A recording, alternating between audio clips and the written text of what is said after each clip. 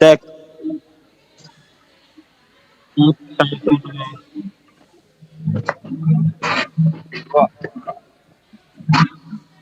cek, cek, satu, dua.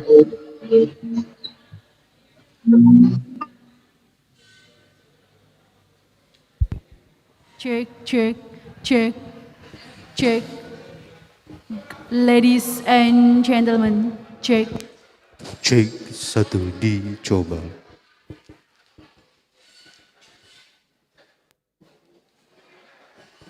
Cek.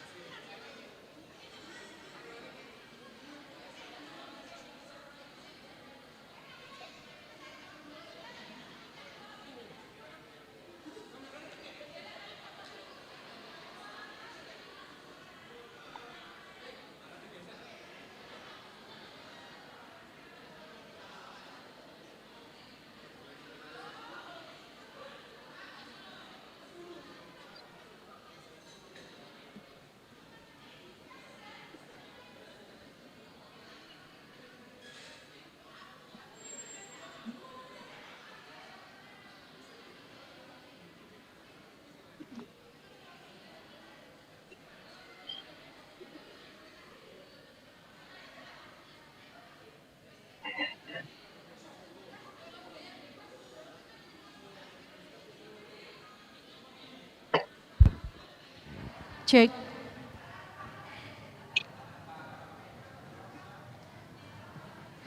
Well, ladies and gentlemen, may I have your attention, please? Our opening ceremony is a begin.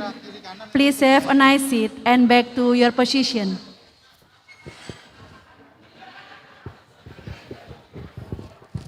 Hadirin yang kami hormati, upacara pembukaan akan segera dimulai.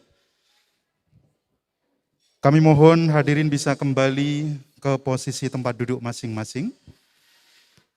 Mengingat saat ini masih pada masa pandemi, kami mohon Bapak Ibu sekalian bisa tetap menerapkan protokol kesehatan, menjaga jarak, dan mengenakan masker. Terima kasih.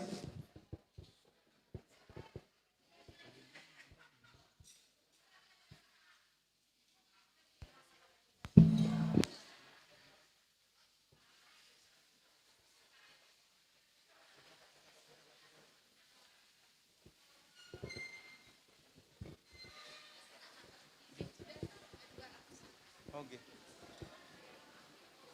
Saya Bu ikut di apa ada yang di situ untuk VIP.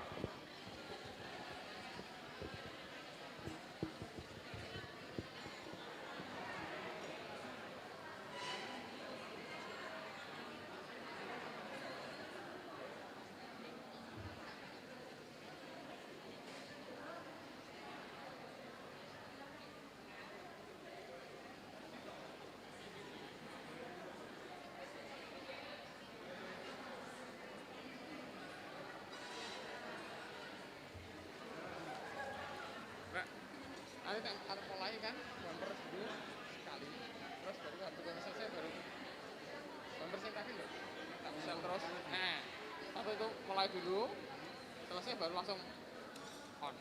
Oke ya, ini mulai.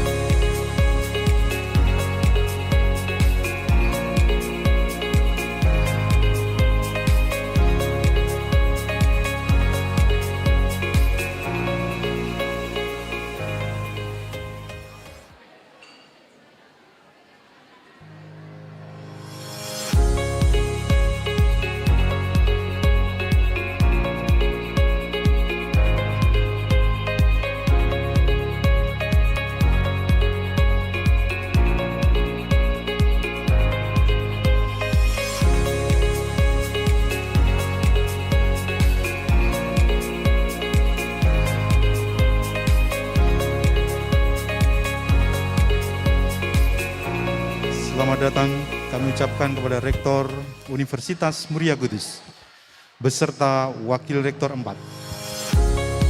Good morning, Rector of Universitas Muria Kudus and the Vice Rector of 2 and 4. Well, ladies and gentlemen, may I have your attention please? Our opening ceremony is about to begin. Please have a nice seat and back to your position. Hadirin yang kami hormati, mohon perhatian.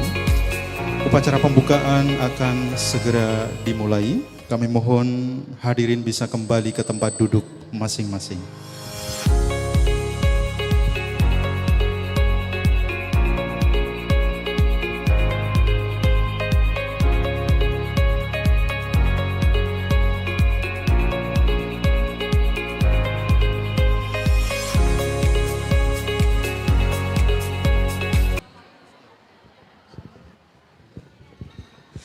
Assalamualaikum warahmatullahi wabarakatuh. Good morning, ladies and gentlemen. Welcome to another occasion. We proudly present the 4th International Conference Education, Culture and Technology, ICONECT, Universitas Muria Kudus. Under the theme, Freedom to Learn Education, following the pandemic in the 5.0 society era, 16th of November 2021. Selamat pagi Bapak dan Ibu sekalian. Selamat datang di kesempatan yang berbahagia ini. Dengan bangga kami persembahkan the 4th International Conference Education, Culture and Technology, ICONECT, Universitas Muria Kudus, dengan tema Freedom to Learn Education following the pandemic in the 5.0 Society Era, 16 November 2021. My name is Putri and my friend Mr. Arsyad shall be serving as a master ceremony today. Saya Arsyad dan teman saya Putri dalam hal ini bertugas sebagai pembawa acara.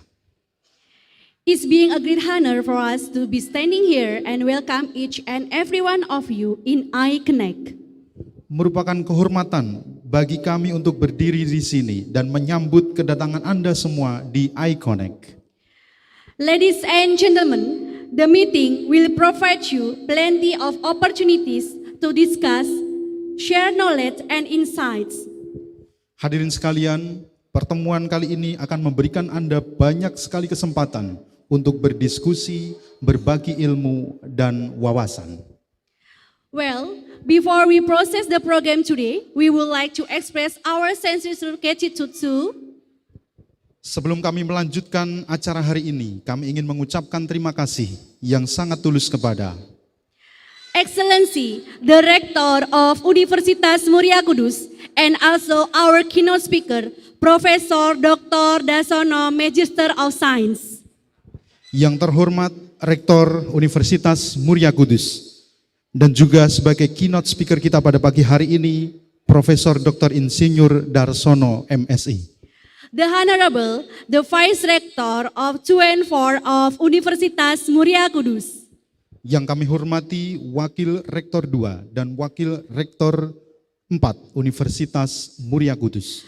The Honorable, a speaker from University Pendidikan Sultan Idris Malaysia Discussion, Associate Professor Dr. Muhammad Nur Azhari Azman. Yang kami hormati pembicara kita pada pagi hari ini dari Universiti Pendidikan Sultan Idris Malaysia, Associate Professor Dr. Muhammad Nur Azhari Azman. The Honorable, a speaker from University Teknologi Mara Malaysia, Professor Dr. Chan Yun Fook. Yang kami hormati pembicara dari Universiti Teknologi Mara Malaysia, Profesor Dr. Chan Yun Fook. The Honorable, a speaker from News College for Education Philippines, Profesor Dr. Angelica G. Ordanza Cortez. Yang kami hormati pembicara dari News College of Education Filipina, Profesor Dr. Angelica G. Ordanza Cortez.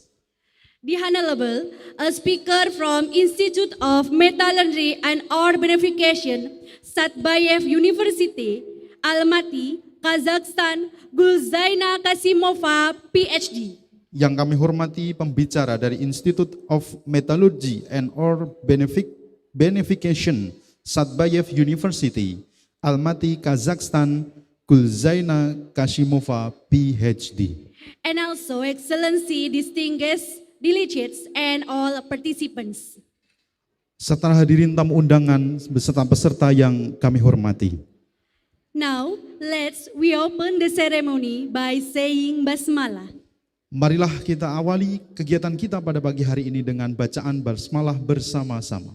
Bismillahirrahmanirrahim. Okay, as the first agenda of today's event, we will rise to sing National Anthem of Indonesia and the Hymn of Universitas Muria Kudus. The audience, may we all rise. Sebagai agenda pertama kita hari ini, menyanyikan lagu Indonesia dan Mars Universitas Muria Kudus. Hadirin dimohon berdiri.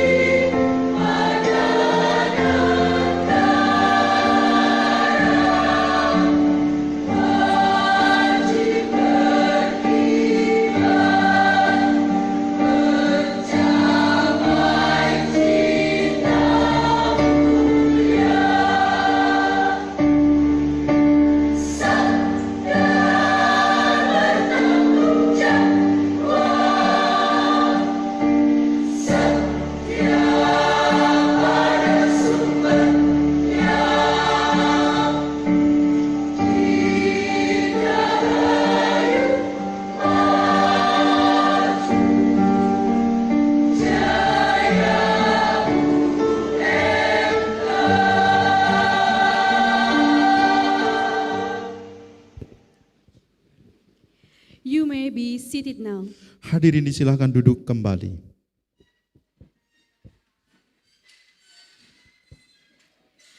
Ladies and gentlemen, let's proceed to the next agenda, report by the chairman of the committee, Dr. Nur Fajri, Magister of Pendidikan. Laporan Ketua Panitia oleh Dr. Nur Fajri, Magister Pendidikan. Please give a warm applause to Dr. Nur Fajri, Magister Pendidikan. Berikan tepuk yang hangat untuk beliau Dr. Nur Fajri, Magister Pendidikan.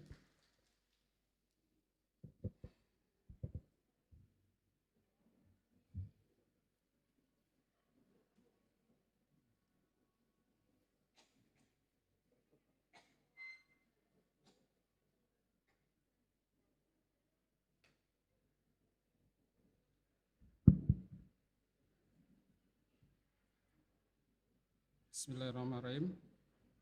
Good morning. Assalamualaikum warahmatullahi wabarakatuh. May we all give health, happiness on the day. Don't forget, praise to Allah. May the peace and blessing of Allah be on the last prophet and messenger, our Master Muhammad, and on his hall and companions. Your Excellence, first, the Honorable of Rektor Universitas Muria Kudus, Profesor Dr. Insinyur Darsono MSI. Second, the Honorable of Vice Rector of Human Research and Vice Rector of Partnership Universitas Muria Kudus. Third, the Honorable Dean of Faculty of Teacher Training and Education, Dr. Andes Sucipto M. Cons. Fourth, the Honorable Head of Master of Education Department, Dr. Sri Utaminingsi MPD. Fifth, the Honorable of Head of Primary School Teacher Education Department, Siti Masfuah MPD, and the Honorable of Head of Mathematics Education, Dr. Sumaji MPD. Distinguished delegates, ladies and gentlemen, it's my great pleasure and honor to welcome you all the opening ceremony of International Conference Education, Culture, and Technology has become one of the great annual event for Universitas Muria Kudus. It can be for the important participant and present here by years. ICONECT has successfully invites leading research scholar lecture to present various topics with the main theme freedom to learn education follow pandemic in the 5.0 society era. The objective for ICONECT are the exchange and share ideas as well as research finding from all present. Also, is the profit the interdisciplinary from inputs present and discussion the most research innovative trends, concerns, particle change and content, sociality, and education innovative.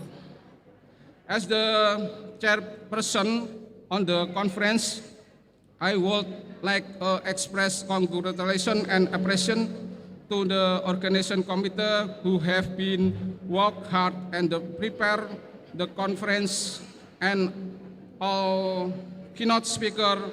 First, the Honorable Professor Dr. Darsono MSA from Universitas Muria Kudus.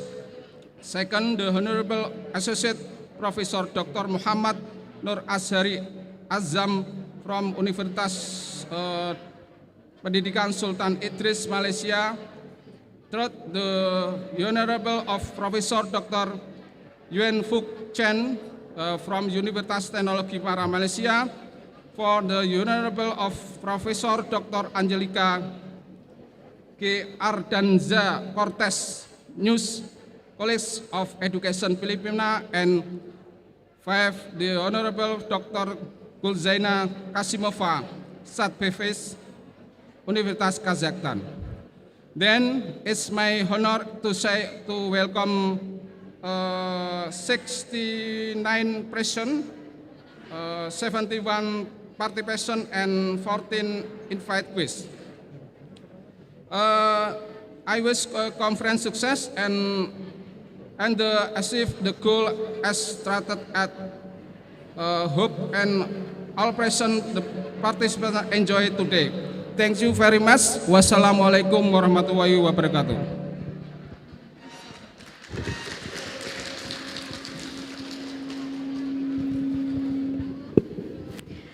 Thank you for Mr. Dr. Nur Faji for the reports. Terima kasih kami aturkan kepada Dr. Nur Fajri, Magister Pendidikan, yang telah memberikan laporan. It is now our deep pleasure to introduce the Rector of Universitas Muria Kudus, Profesor Dr. Insinyur Darsono, Magister of Science, to deliver welcoming speech. And afterwards, we would like to request the Rector to officially open the 4th ICONECT 2021.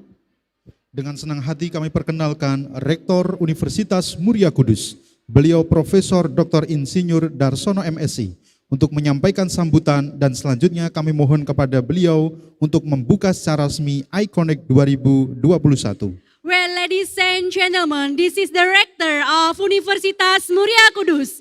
Please give a warm applause.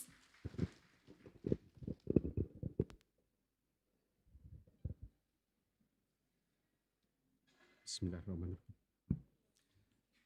Assalamualaikum warahmatullahi wabarakatuh. Good morning, ladies and gentlemen. The Honorable Speaker from University Pendidikan Sultan Idris Malaysia, Associate Professor Dr. Muhammad Nur Azhari Azam. The Honorable Speaker from University Teknologi Mara, Malaysia, Professor Dr. Chan Yuan Huk. The Honorable Speaker from Nurse College of Education Philippines, Professor Dr. Angelica O. Cortez.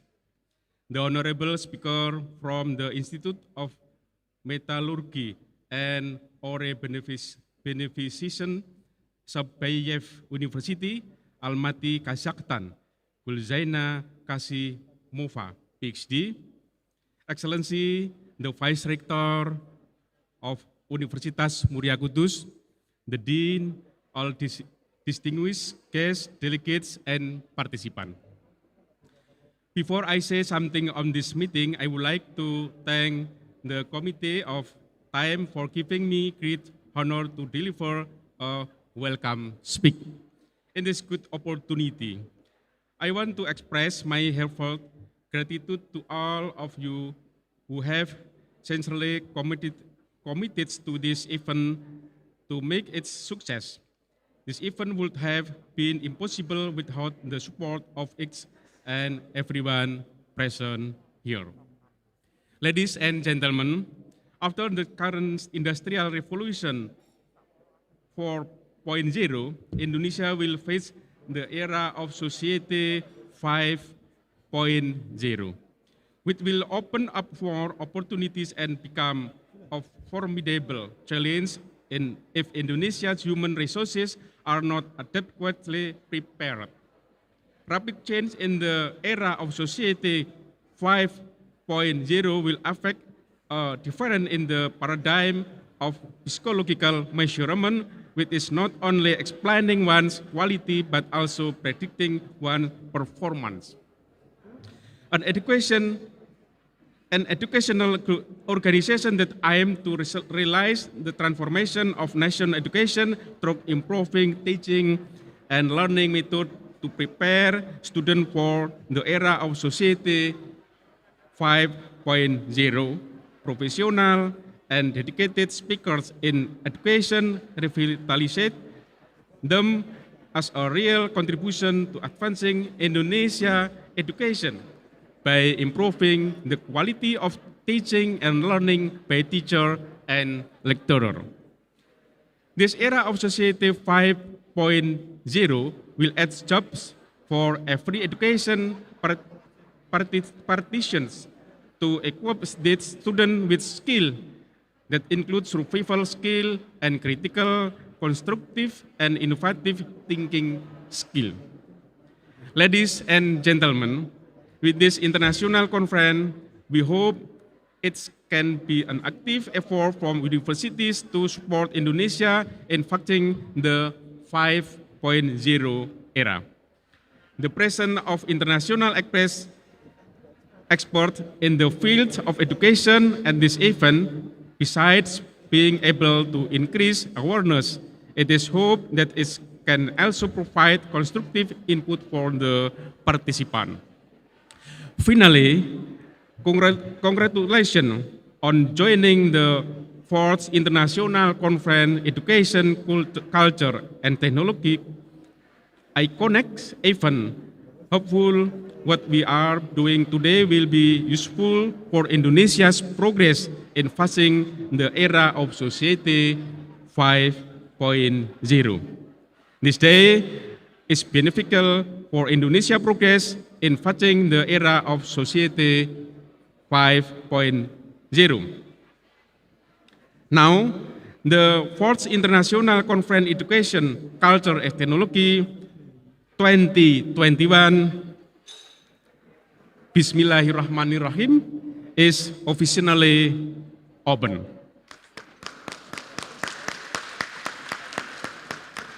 That's all I can say. I apologize if there are wrong words and action. Thank you. Wassalamualaikum warahmatullahi wabarakatuh.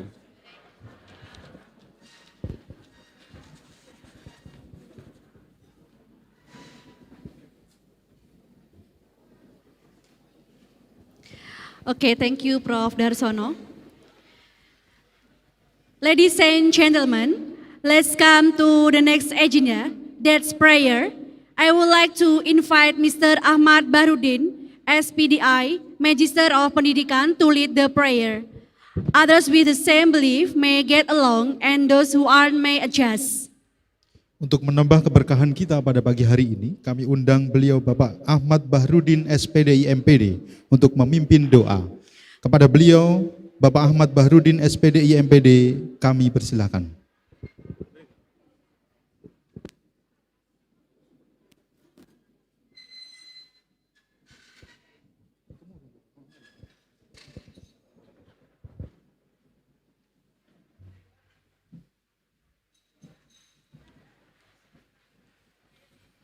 Assalamualaikum warahmatullahi wabarakatuh.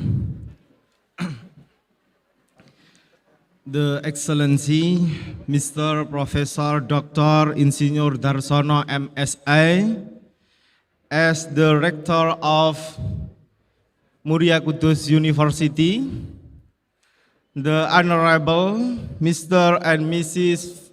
Vice Rector of Muria Kudus University, and then the respectable all of the speaker and participants. Excuse me, let me pray for this event by using Arabic based on my faith, and the other can follow it. Pray begins. Bismillahirrahmanirrahim. Alhamdulillahi rabbil alamin. Hamdan na'imin wa hamdan syakirin. Hamdan yuafi ni'amahu wa yukafi mazidah. Ya Rabbana lakal hamdu kama yanbaghi li jalali wajhika wa azimi sultanik. Subhanaka ya Allah la nuhsi thana'an alayka anta kama asnaita ala nafsik. Ashhadu an la ilaha illallah wa ashhadu anna Muhammadar Rasulullah. Allahumma salli wa sallim wa barik ala Sayyidina Muhammad salatan tunjina biha min jami'il ahwali wal afat wa taqdilana biha jami'al hajat wa tutahhiruna biha min jami'is sayyiat wa tarfa'una biha indaka a'lad darajat wa tuballighuna biha aqsal ghayati min jami'il khairati fil hayati wa ba'dal mamat. Allahumma arham ummata sayyidina Muhammad wa aslih ummata sayyidina Muhammad wansur ummata sayyidina Muhammad wa afi ummata sayyidina Muhammad wa farrij an ummati sayyidina Muhammad farjan ajilan ya arhamar rahimin. Allahumma ighfir lana wa liwalidayna warhamhuma kama rabbayana shighara. Allahumma sallimna wal muslimina min afatid dunya wa adabil akhirah. Allahumma amnun alaina bi safa'il ma'rifah wa hab lana tashihal muamalah fima bainana wa bainaka 'ala sunnah warzuqna sidqat tawakkuli alaik wa husna dhanni bika wa amnun alaina bi kulli ma yuqarribuna alaika fid darain amin. Allahumma la tada' lana fi majlisina hadza dhanban illa ghafartah wa la hamman illa farajtah wa la dainan illa adaitah wa la aiban illa satartah wa la dharran illa kashaftah wa la maridan illa syafaitah wa la hajatan min hawaijid dunya wal akhirah illa qadaitaha ya arhamar rahimin. Rabbana ighfir lana wa li ikhwanina alladhina sabaquna bil iman wa la taj'al fi qulubina ghillan lil ladzina amanu rabbana innaka raufur rahim. Rabbana atina fid dunya hasanatan wa fil akhirati hasanatan wa qina adzabannar. Adkhilnal jannata ma'al abrar ya aziz ya ghaffar. Wa sallallahu ala sayidina Muhammadin nabil ummi wa ala alihi sahbihi wa baraka wa sallam. Subhana rabbika rabbil izzati amma yasifun wa salamun alal mursalin walhamdulillahi rabbil alamin. Ala niyatil qabul li tahsili tamamil mas'uli bisiri asraril Fatihah. Thank you. Wassalamualaikum warahmatullahi wabarakatuh.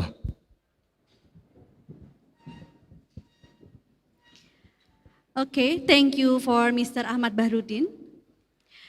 Well, ladies and gentlemen, to keep the memory of today's conference day in our mind and hearts, let's take a photo session.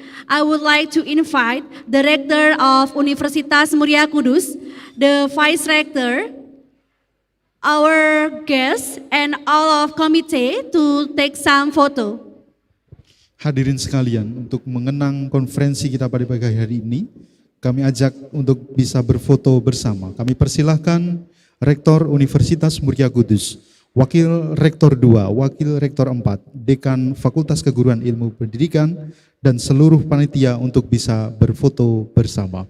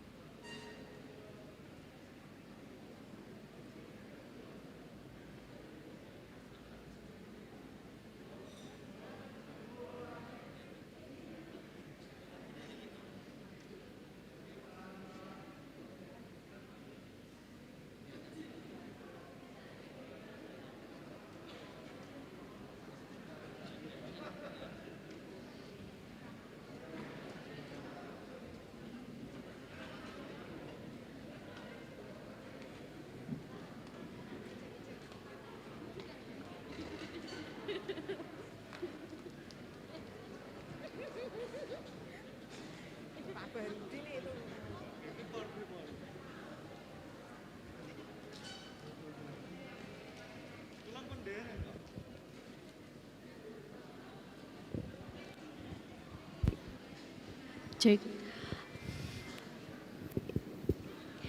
Okay, now ladies and gentlemen, this is the end of the opening ceremony. Thank you for all the invited speakers, presenter, guests of honor, and participants to attend this opening ceremony. Hadirin yang berbahagia, demikianlah rangkaian acara pembukaan 4th International Conference Education, Culture and Technology ICONECT 2021. Before going ahead to plenary session, let's enjoy the entertainment. Sebelum kita mulai sesi utama kita, kami persembahkan video entertainment dari panitia. To all invited speakers, presenters, guests of honor, and all participants, please enjoy coffee break. The snack and coffee served on your table. Kami persilahkan hadirin sekalian untuk bisa menikmati coffee break dan hiburan yang kami berikan.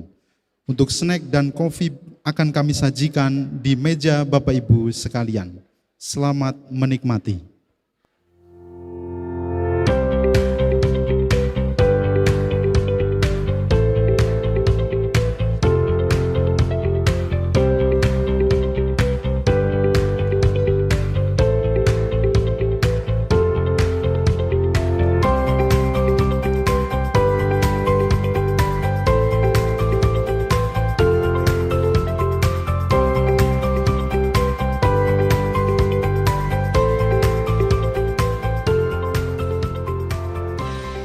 Dengan studi di perguruan tinggi Universitas Muria Kudus, utamanya pada jenjang magister pendidikan dasar ini, dengan bimbingan para dosen yang qualified dan sarana prasarana yang memadai, kami dibekali dengan modal akademik dan modal sosial yang memberi kami mampu untuk berkiprah dan bermanfaat di masyarakat. Saya Muhammad Rahmat Said, angkatan pertama Magister Pendidikan Dasar Universitas Muria Kudus. Mari bersama kami di Magister Pendidikan Dasar Universitas Muria Kudus. Mari.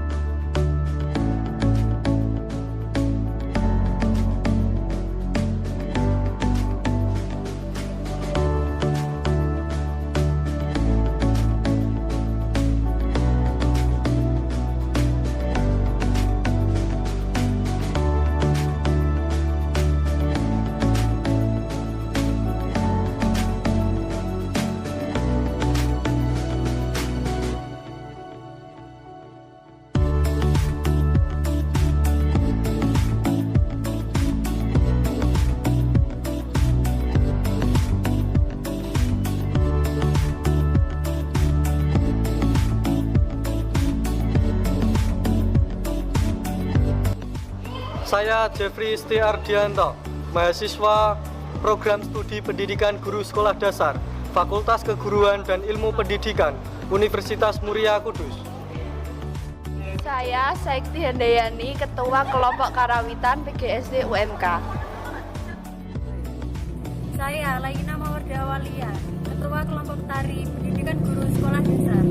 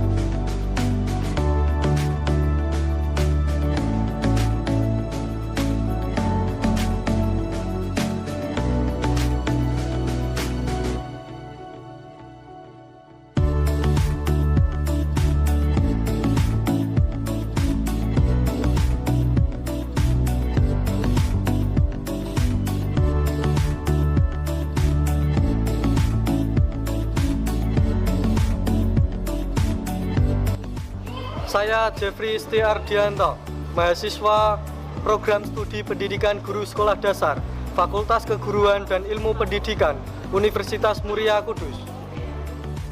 Saya Saikti Handayani, Ketua Kelompok Karawitan PGSD UMK.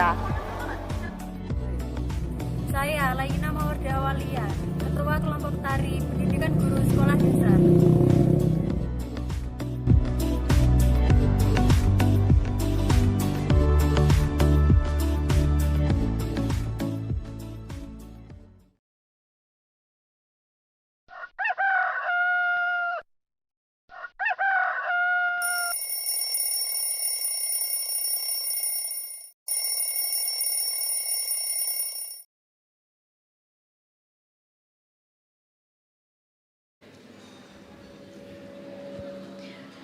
Okay, ladies and gentlemen, now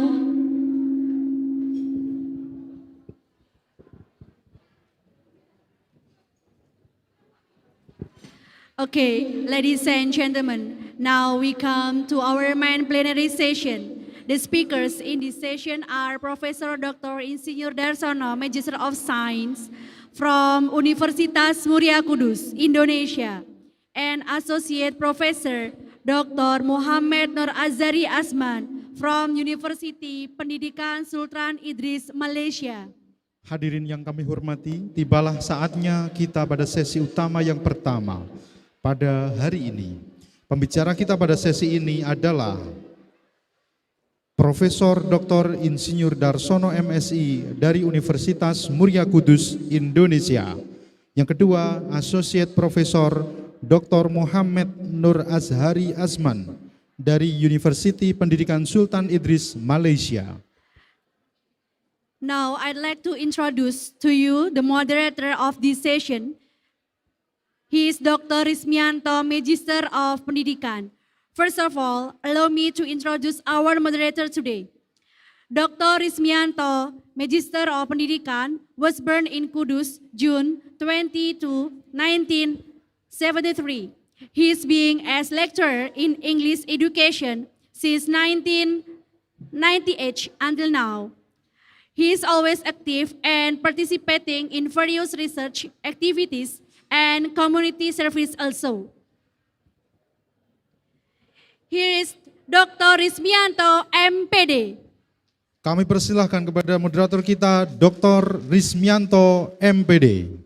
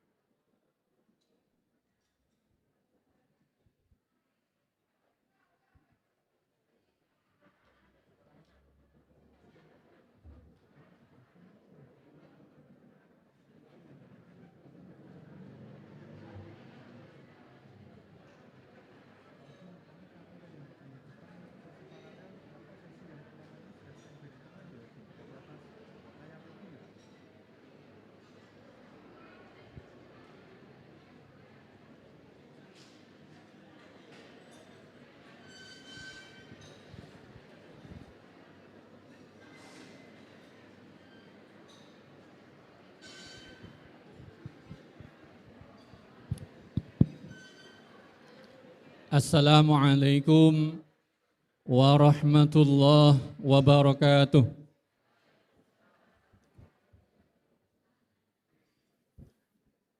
Good morning, ladies and gentlemen.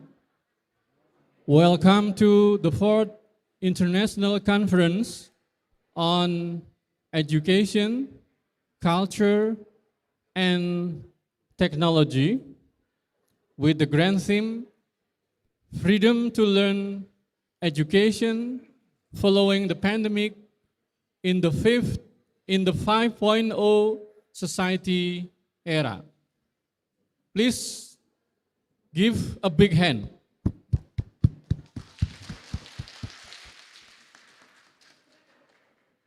We are now in plenary session 1. Before starting the topics, I would like to introduce the presenters in plenary session 1. As you might have noticed, there are 2 presenters, and in the middle of us now, number 1, Professor Dr. Insinyur Darsono MSI. He is now the rector of Muria Kudus University, Universitas Muria Kudus, as well as a lecturer with the home base of agricultural business from Surakarta, from State University of Surakarta, or Surakarta State University. His educational background is that he achieved his undergraduate in agriculture field from Gajah Mada University. And the postgraduates, including S2 and S3 degree in the same field from Bandung Institute Technology. He has gained hundreds of achievements and experiences in educational profession and work, so that it will take much time if I have to deliver all of them. Some of the educational professions he got are, number one, in-country training for SMES Management Consultancy, GICCA Japan 2001.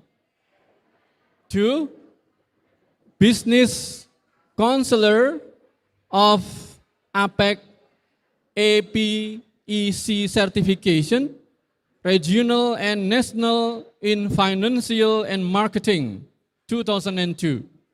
3, Indonesia, Australia Special Training Project on SMES Consultancy, AUS8, Australia, 2003. Number 4, ESQ Executive Indonesia, 2011. Number 5, Higher Education, Leadership and Management for Indonesian University Official, 2012. And Taplai Lemhanas RI, 2018. While some of the work experiences he got are, number 1, as the administrator of Center for Indonesian Agricultural Economics Association, or Pusat Perhimpunan Ekonomi Pertanian Indonesia, Perhepi, 2004 until now. Number 2, Honorary Council of the Indonesian Business Development Services Association from 2005 until now. Number 3, as the chairman of the Regional Research Council of Grobogan District atau Ketua Dewan Riset Daerah Kabupaten Grobogan 2020 hingga 2023. And the 4th, as an expert team of strategic environmental studies, kajian lingkungan hidup strategis atau KLHS, in Kantor Presiden RI 2016 until now.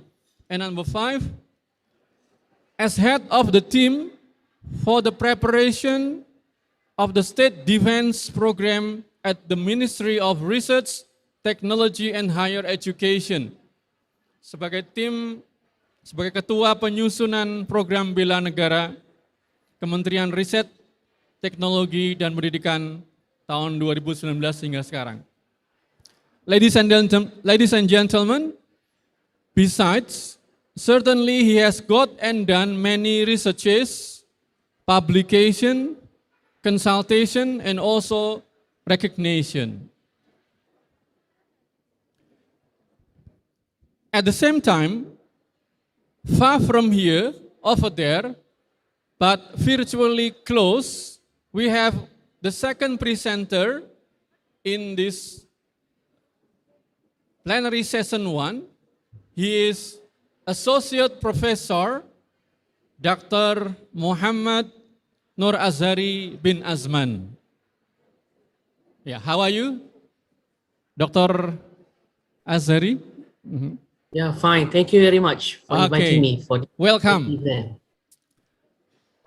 Associate Professor Dr. Muhammad Nur Azhari bin Azman is a lecturer from the Faculty of Technical and Vocational University Pendidikan Sultan Idris, Tanjung Malim, Perak, Malaysia. He specializes in vocational education, STEM education. His educational background is that he achieved his undergraduate in vocational field from University Technology Petronas and postgraduates, including Magister and Doctor of Philosophy, in the same field from University Sains Malaysia.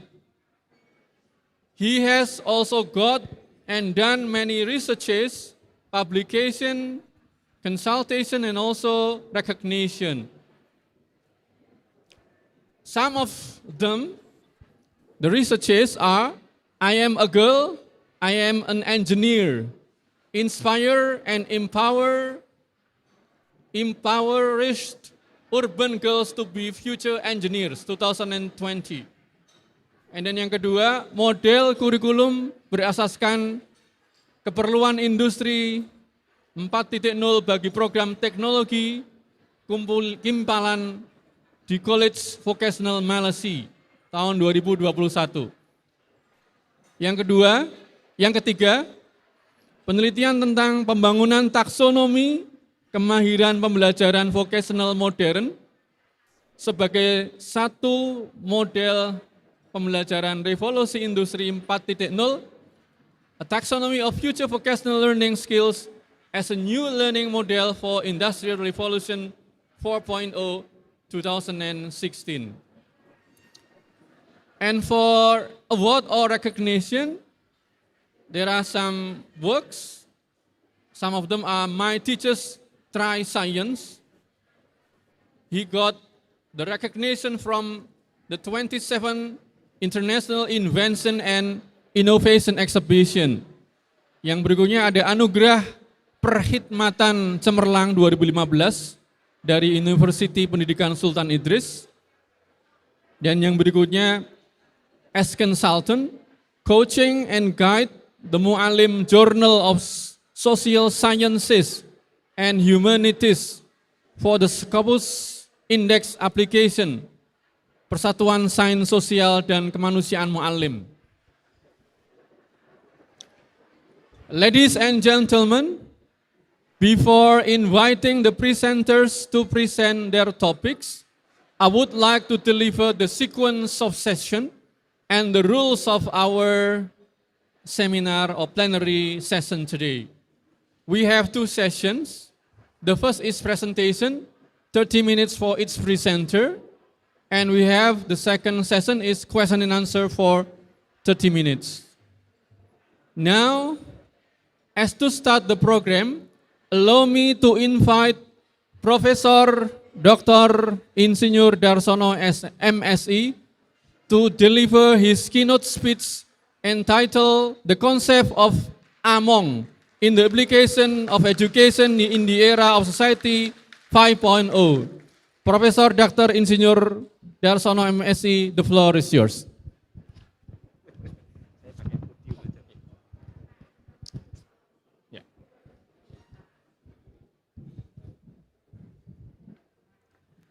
Mohon izin pakai podium supaya bisa lebih jelas begitu Bapak Ibu sekalian. Sekali lagi, bismillahirrahmanirrahim. Assalamualaikum warahmatullahi wabarakatuh. Good morning, ladies and gentlemen. Continuing with my welcome speak, I would like to express the title of keynote speak is the concept of among in the application of education in the era of society 5.0. Educational reform in Indonesia are always changing and following the development of the demand of the global community. Various education systems have been implemented in universities and schools. Actually, the Indonesia pupil have a system of educational methods that were initiated by Indonesia education leaders, namely is Ki Hajar Dewantara. They are the senior from BR in here. Ki Hajar Dewantara has a concept of education based on the principle of independence. Humans are given freedom, Allah Subhanahu wa Ta'ala, to regulate their life by staying in line with the rule that exists in society. Students must have an independent spirit in the sense of being independent physically and mentally and with energy.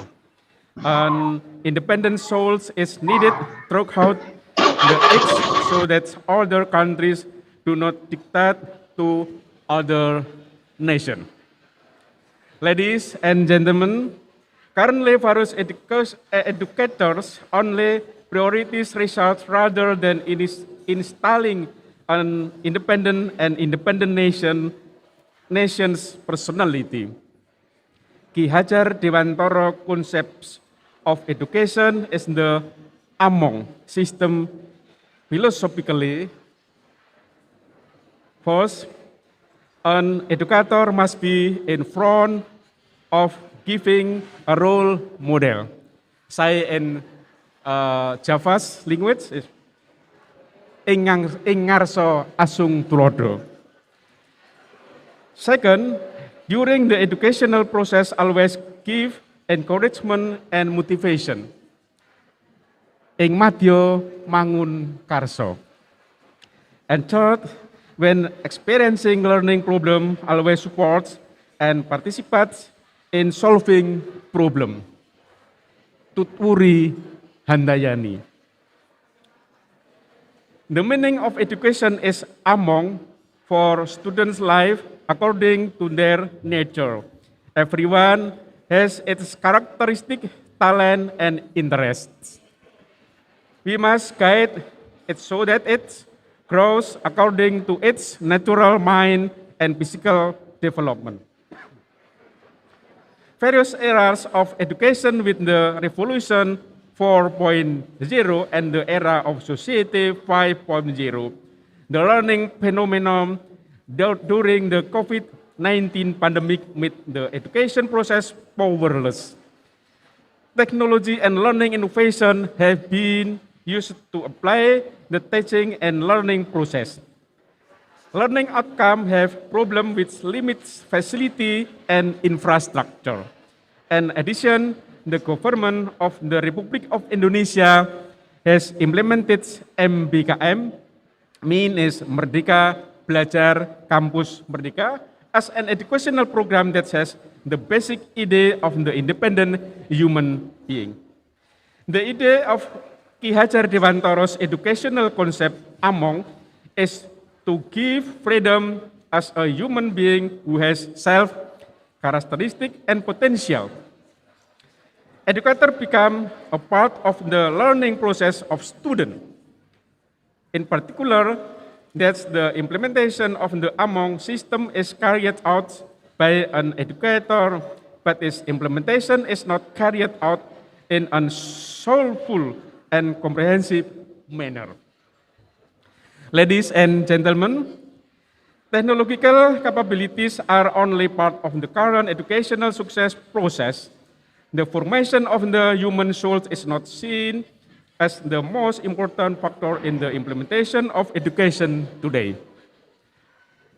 Education should be a lifelong ability and attached to the human personality and educator and students. Lifelong ability.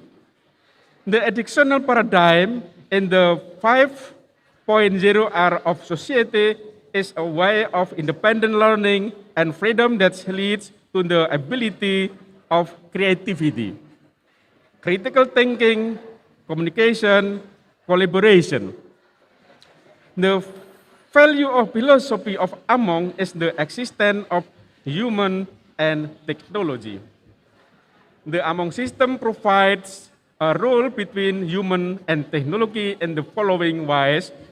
First, about the development of creativity. Creativity is psychological representation of the person in adapting to various situations and different conditions. Second, growing from critical thinking. Critical thinking to provide the ability to sort and choose from various cases of event experience. And third, sharpen in the communication. Communication to convey idea with logic and depending of feeling. And fourth, improve collaboration skill. Creating system of cooperation that can foster social sensitivity and respect for order. And the next, about the implementation of the among system self-directed learning. The concept of among gives students the choice to become human beings who are rational and uphold dignity in the development of information technology. The among concept has a self-directed learning approach that is by the educational need society 5.0. First, learner a subject who must design, organize, and control their own activity. Second, learning requires students to determine their own learning goals, design strategies to achieve learning goals, and design evaluation methods. And third, education requires negotiation in the overall learning design. Ladies and gentlemen, all of the idea of the Ki Hajar Dewantara, philosophical change is very relevant to the era of globalization in education and creating a generation of Indonesians who are intelligent in both words and deed. Thank you. Assalamualaikum warahmatullahi wabarakatuh. Waalaikumsalam warahmatullahi wabarakatuh. Thank you. Thank you, Professor Darsono, for the marvelous presentation. He presented about among. Among is a Japanese word, I guess, although in English we also find the word among. But of course, both of the words in different languages have different meaning. Among means a kind of taking care, or among is a kind of caring for, or in bahasa Jawa, ngemong. Yeah, ngemong or nyengkuyung. Yeah. And then someone who give caring is called pamong, right? And the principle of among here is as the concept or the principle of education of Ki Hajar Dewantara. An educator must be in front of giving role model atau ing ngarso song tulodo, yeah. And ing madya mangun kaso. During the educational process, always give encouragement and motivation. And the last is tutwuri handayani. Bukan tutwuri mebayani ya. Nah itu ngentut buri. Tutwuri handayani, when experiencing learning problems, always support and participate in solving problems. Ladies and gentlemen, I'm sure you might have many comments or questions, but please just keep for a while. We will invite the next presenter. He is Associate Professor Dr. Muhammad Nur Azhari Azman. Yeah, let's invite him to deliver his article entitled How Innovative Virtual Learning Applied in the 5.0 Society Era. Associate Professor Dr. Muhammad Nur Azhari, time is yours. Yeah. Okay, all right. Thank you very much, MC, for your kind introductions. Can you hear my voice?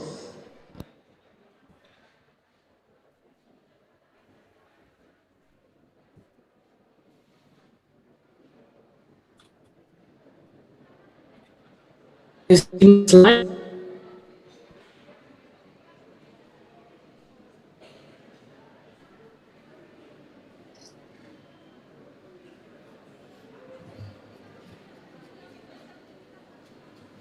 Can you hear my voice? Is it clear?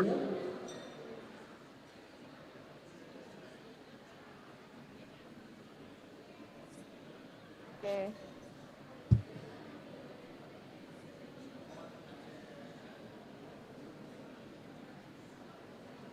Can I proceed? Is it my voice is very clear? Can anyone respond? Yeah, we It's can clear, sir. see the screen, Dr. Muhammad. Yeah. Okay. But All right. your So, voice is a little bit low. Yeah. oh, slow. Okay. Yeah. I think maybe I have some problem with my connections. Uh, okay. Is it now clear or not? Still Yeah, problem it's already with clear, the sir. clear. Yeah, clear. Okay. All right. Thank you very much. All right. Assalamualaikum warahmatullahi wabarakatuh. Waalaikumsalam And a very warahmatullahi good wabarakatuh. morning. And a very big thanks for the invitation for this event. ICONECT fourth ICONECT 2021, and I wish thank to Professor Dr. Insinyur Darsono MSc, Rector of Universitas Muria Kudus, and all the participants who attend the event ICONECT 2021 today.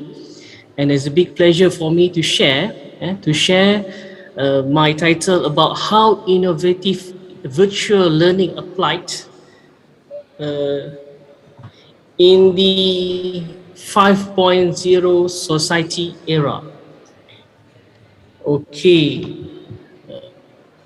let me adjust my slide a bit. Okay, and as we know, regarding about the this pandemic issue, the pandemic issue about COVID-19 has changed a lot on our learning approach.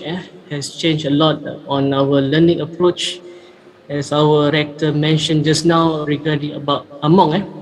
Among is a quite interest regarding on the about the learning, about the learning.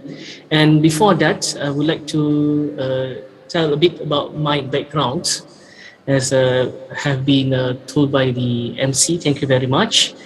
And part of that, actually, I had also involved a lot in publications. As for currently, I am the part of the chief editor of the ASEAN Journal of Assessment in Teaching and Learning in my university. And Alhamdulillah, our journal, ASEAN Journal of Assessment in Teaching and Learning, in the process evaluation for the Scopus Index is still under evaluation.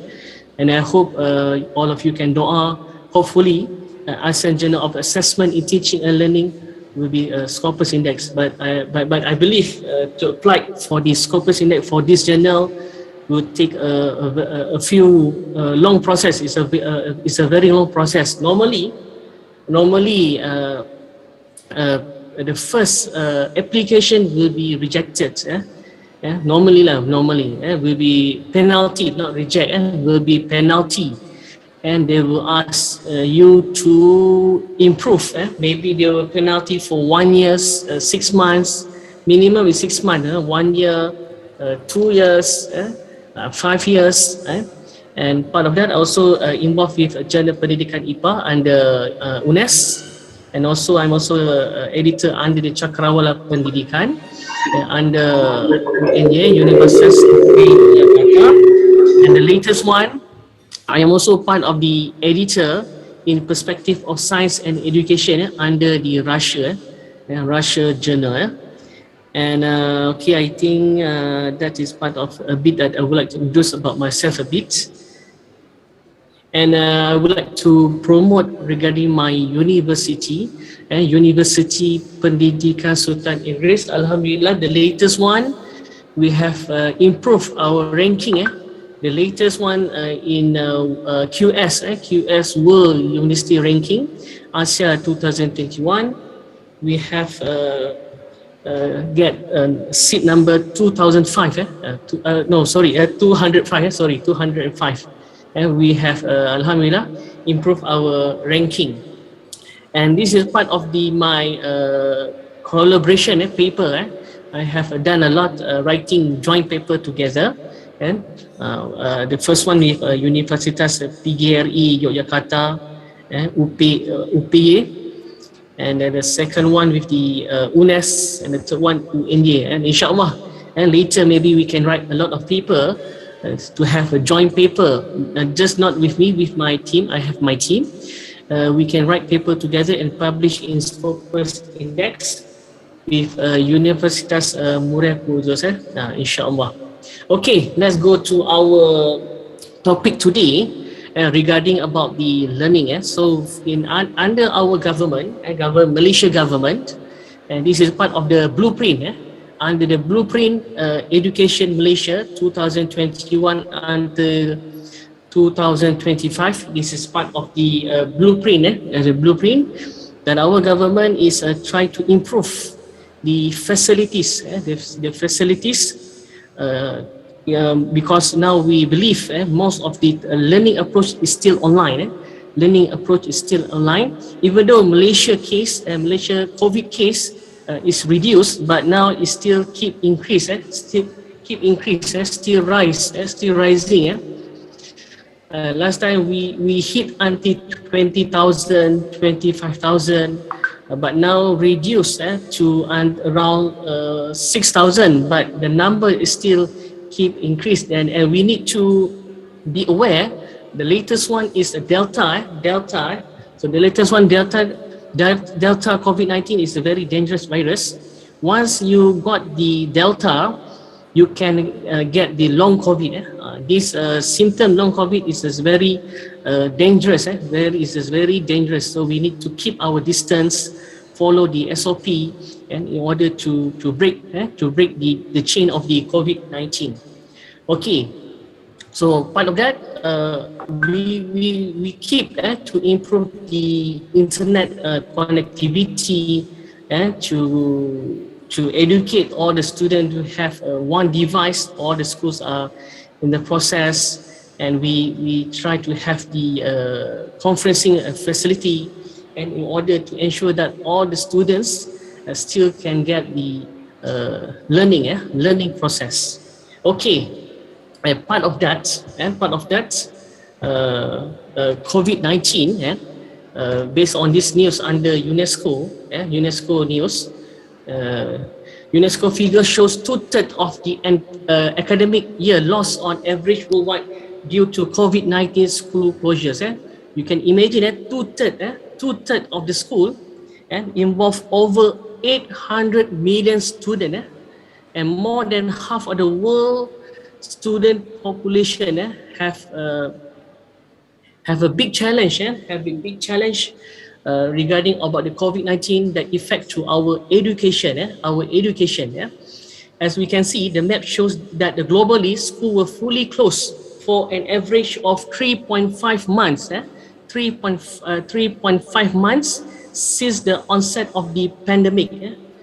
This is a big challenge. As we can see, most the European country and the developed country, they might want to repeat the syllabus, because the online, we believe most of the online, we have a big challenge to control the class. Like my own student, I have last time I got around 15 students, they went for teacher training. They went for teacher training attached to the school for 8 weeks. So under UPSI, under University Pendidikan Sultan Idris, our student will go for the training school attached twice. So they will go for the first session for 8 weeks, and then they go come back to the university, and they go back continue another 8 weeks. So totally they will attach for about 16 weeks. And part of their experience, because the school still conduct in online, and the school still online. You can imagine most of the student that attend to the class is around 20 to 30%. I think this is also similar happened with Indonesia, because last time we had an event with UPI, Universitas Pendidikan Indonesia, UPI.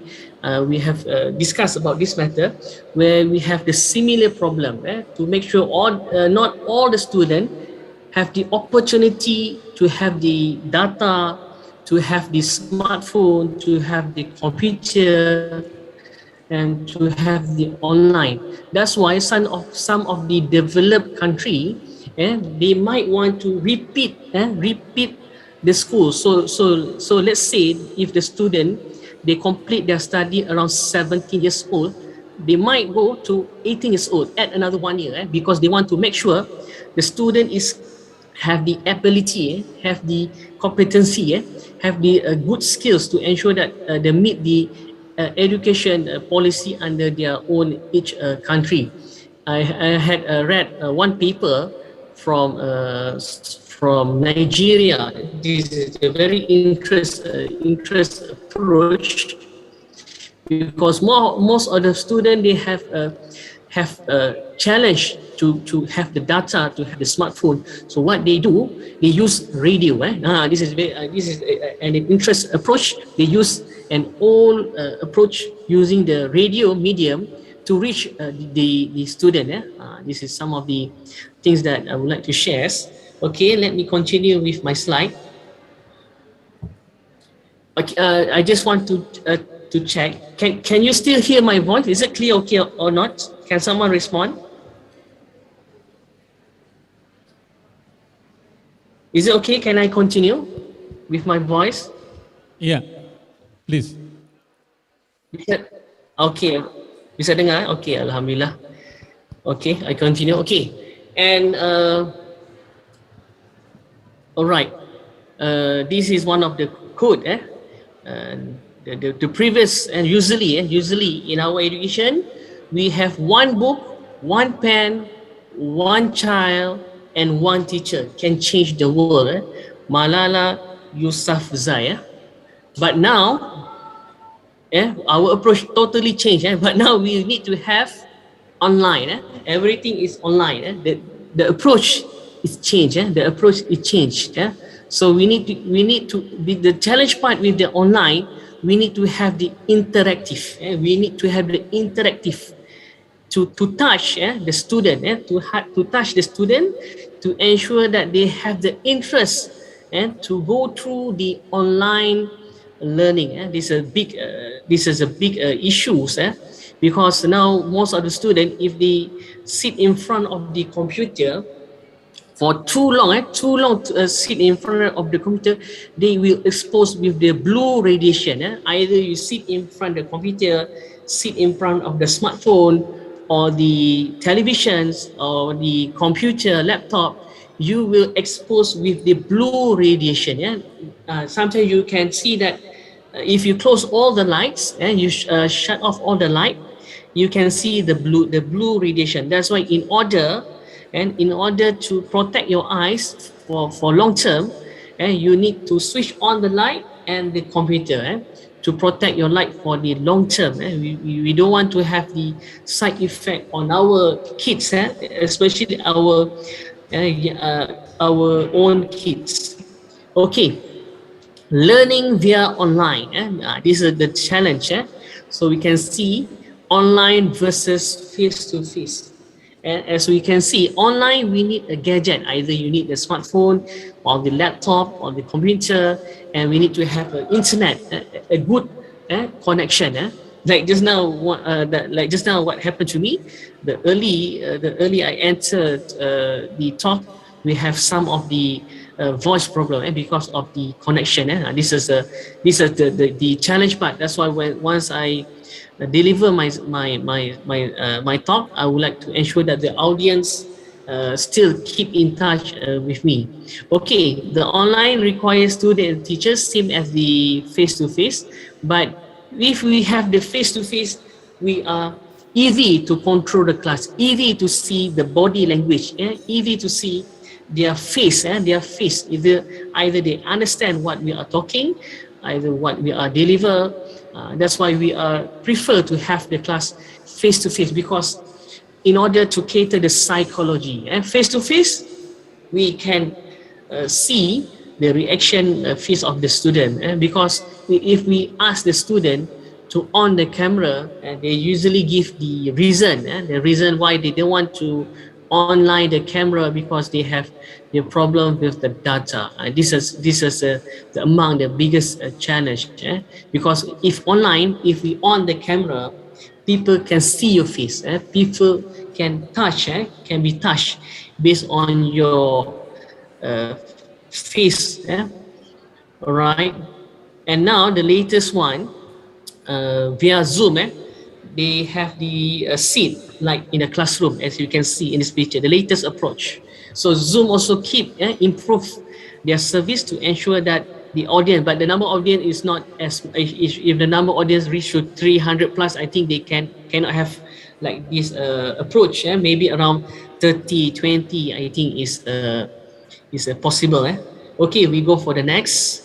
Okay, emotional intelligence online versus face to face. Okay, online we need to have the interactive, we need to have the audio, and we need to ensure that our voice is very clear, to make sure that the students or the audience understand what we want to deliver. And then also we need to respond. Every time we deliver to the online class, we need the student to respond and to make sure that they understand what we want to deliver.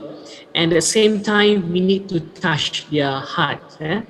We need to touch their emotions. And because if we have the face-to-face, we can see the student laugh, we can hear the noisy sound, because we can see the things happen in the class. At the same time, we can have the full control. But if online, the student can on the camera and they can do other things, and they can do other things. So this is quite a big challenge for online, to ensure that how we want to have the good interactive, the good communication, and between the teacher and the student during the online class. And that's why during the online, we need to have the emotional touch. And let's say we ask them what is their condition, how is their health, how about their family, and we need to ask on their condition. Okay, all right. Using the learning online technology also, we have some issue as happened to mental issue. Mental issue as happened in Japan. In Japan, as you can see in this news, they have a generation in Japan where they can sit in the house. They can sit in the house for about 6 to 7 years. 6 to 7 years, they can sit in the house, and because now the technology, now you can just order everything online, and as we can see, what happened if they interact too much with the laptop, too much with the handphone. This can give a very negative effect on the mental issue. And that's why, as you can see, what happened to Japan now, they have a low productivity of human. the number of old people are much more than the young people now. This is among the bigger challenge in Japan, mental issue. They can solve everything via technology. Technology can solve everything, but one thing they cannot solve regarding about the emotion. Emotion cannot be solved. Emotion cannot be buy. You cannot buy emotion. You cannot buy. It's totally different. This is the create by the God. Okay, the effect technology. What does technology do for the depression? So technology also can affect to your psychology. Effect to your psychology. And what I practice to my own family, and now we have rabbit in my house. No, because I don't want they have too much interactive with the phone, with the television, with the laptop, or 24 hours play the game or watch the movie.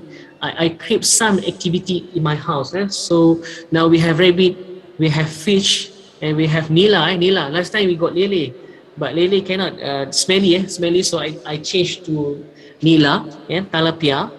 And the latest one I got chicken, and I think last 2 night we got snake. Snake. We got snake. But already solved the problem. Luckily, the snake is not the big one. This is I think the youngest one. It's okay lah. If the big one come, I think everyone run away lah. But this is the issue lah. This is the issue. But the things that they learn something. They learn something. Because I try to push my own kid to have the hands-on activity and to have the real activity outside of the house. Okay, this is some of the interesting that I would like to share. Okay, technology can be a tool for teacher and student, but it can replace the role of a trained, engaged human teacher. Yes, we can use the technology, but the key is engage human teacher, and is attempting to replace teachers with technology, but it will be a mistake. This is a good article that we can see. This is a music teacher. This is a music teacher. You can imagine how he want to teach the student through the online. This is a quite teacher, music teachers. Okay. All right. Okay, and I would like to share some of my experience, and I would like to share some of my experience regarding on the online. We still need, and online is become a tool, to assess our student. So for myself, for the student, if they want to submit their assignment, now I use approach by using the ebook. So you can download any flip. This is a free. This is still free. But I believe once I believe they receive a huge number of using any flip, I think they might charge. But for time being, it's still free. I think it's still free. And as you can see, I would like to share one of my student assignment.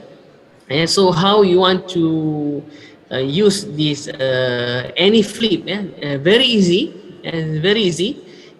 From PowerPoint, from the PowerPoint, you convert it to PDF file, and then you can just upload to the AnyFlip, just from PDF, from the PDF file.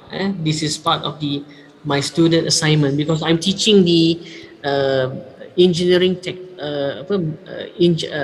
material technology. I'm teaching the material technology. So one of the material I teach under this topic is under the ceramic. So they transform, they report everything through the ebook. So this is nice, because they have some background sound, and they can shows what are the material they use, and how they produce the work, how they prepare the ceramic, and by using the clay, and so to make the experiment become more interest, so they are doing same clay, but another one they mix with paper. So the first one is pure and without mix anything. The second one they mix with paper. This is quite interesting. We can use this approach to assess our student. So we can ask the student paperless. Paperless. They don't need to print the material. They don't need to print the material to save the cost. But they have. But by using this approach, the student become more creative. They learn how to put this font size and what are the size that that can attract the reader, and the color and the design. We help to create their creativity. Okay, this is part of my sharing as another platform. And another platform. Before that, MC, how many minutes I left for my talk now? Can I know how many minutes left? MC, can you hear me?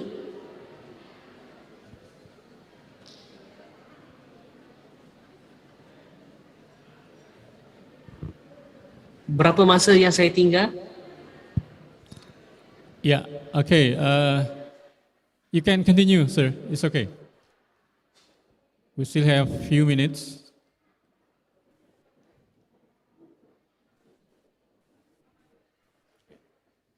I'm sorry, I cannot hear just now. How many left? Sorry, your Maaf tadi saya tak voice not so clear. Tadi ada gangguan tadi. Okay. Oh, my voice also not clear. Okay, I off my video. I tried off my video. Is it now clear? Suara saya tak jelas. Sekarang ni jelas tak suara saya? Is it my voice now clear or same situation? Oh yeah.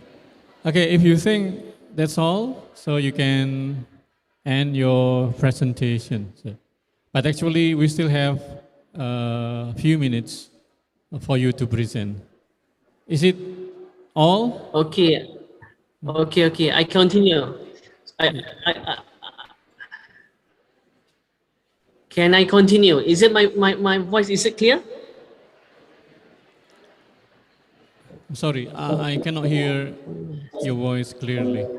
I continue, Okay, so, well, if you think you are done with the presentation, and now let's move to the next session, question and answer. Professor Dr. Insinyur Darsono MSc and also Associate Professor Dr. Muhammad Nur Azhari Asman. In this session of question and answer, can we use bilingual communication? Can we use English as well as Bahasa Indonesia, especially for Dr. Muhammad? Can we use Indonesian too? Can. Yeah, okay, thank you. Bisa. Ladies and gentlemen, Bapak Ibu semua, now we are in the session of question and answer, or in the session of discussion. Kita ada di sesi tanya jawab. Please deliver your questions or comments related to the topics of the two presenters, to Professor Dr. Insinyur Darsono or to Professor Dr. Muhammad Nur Azhari. Okay, we have around 30 minutes for you to deliver questions, comments, or everything related to this topic. To the questioner or commentator, pada Bapak Ibu nanti yang akan menyampaikan pertanyaan dan lain-lain, dipersilahkan menyebutkan nama, kemudian afiliasi atau institusi yang dengan wakili, dan to whom the question is addressed to, dan pertanyaannya akan disampaikan kepada siapa. Oke. Ya, bisa dalam bahasa Indonesia, bisa bahasa Inggris, asal jangan bahasa isyarat ya, saya enggak mudeng nanti gitu. Monggo, dipersilahkan Bapak Ibu, jika, iya, 1, monggo, 2, panitia mohon bisa difasilitasi mikrofonnya.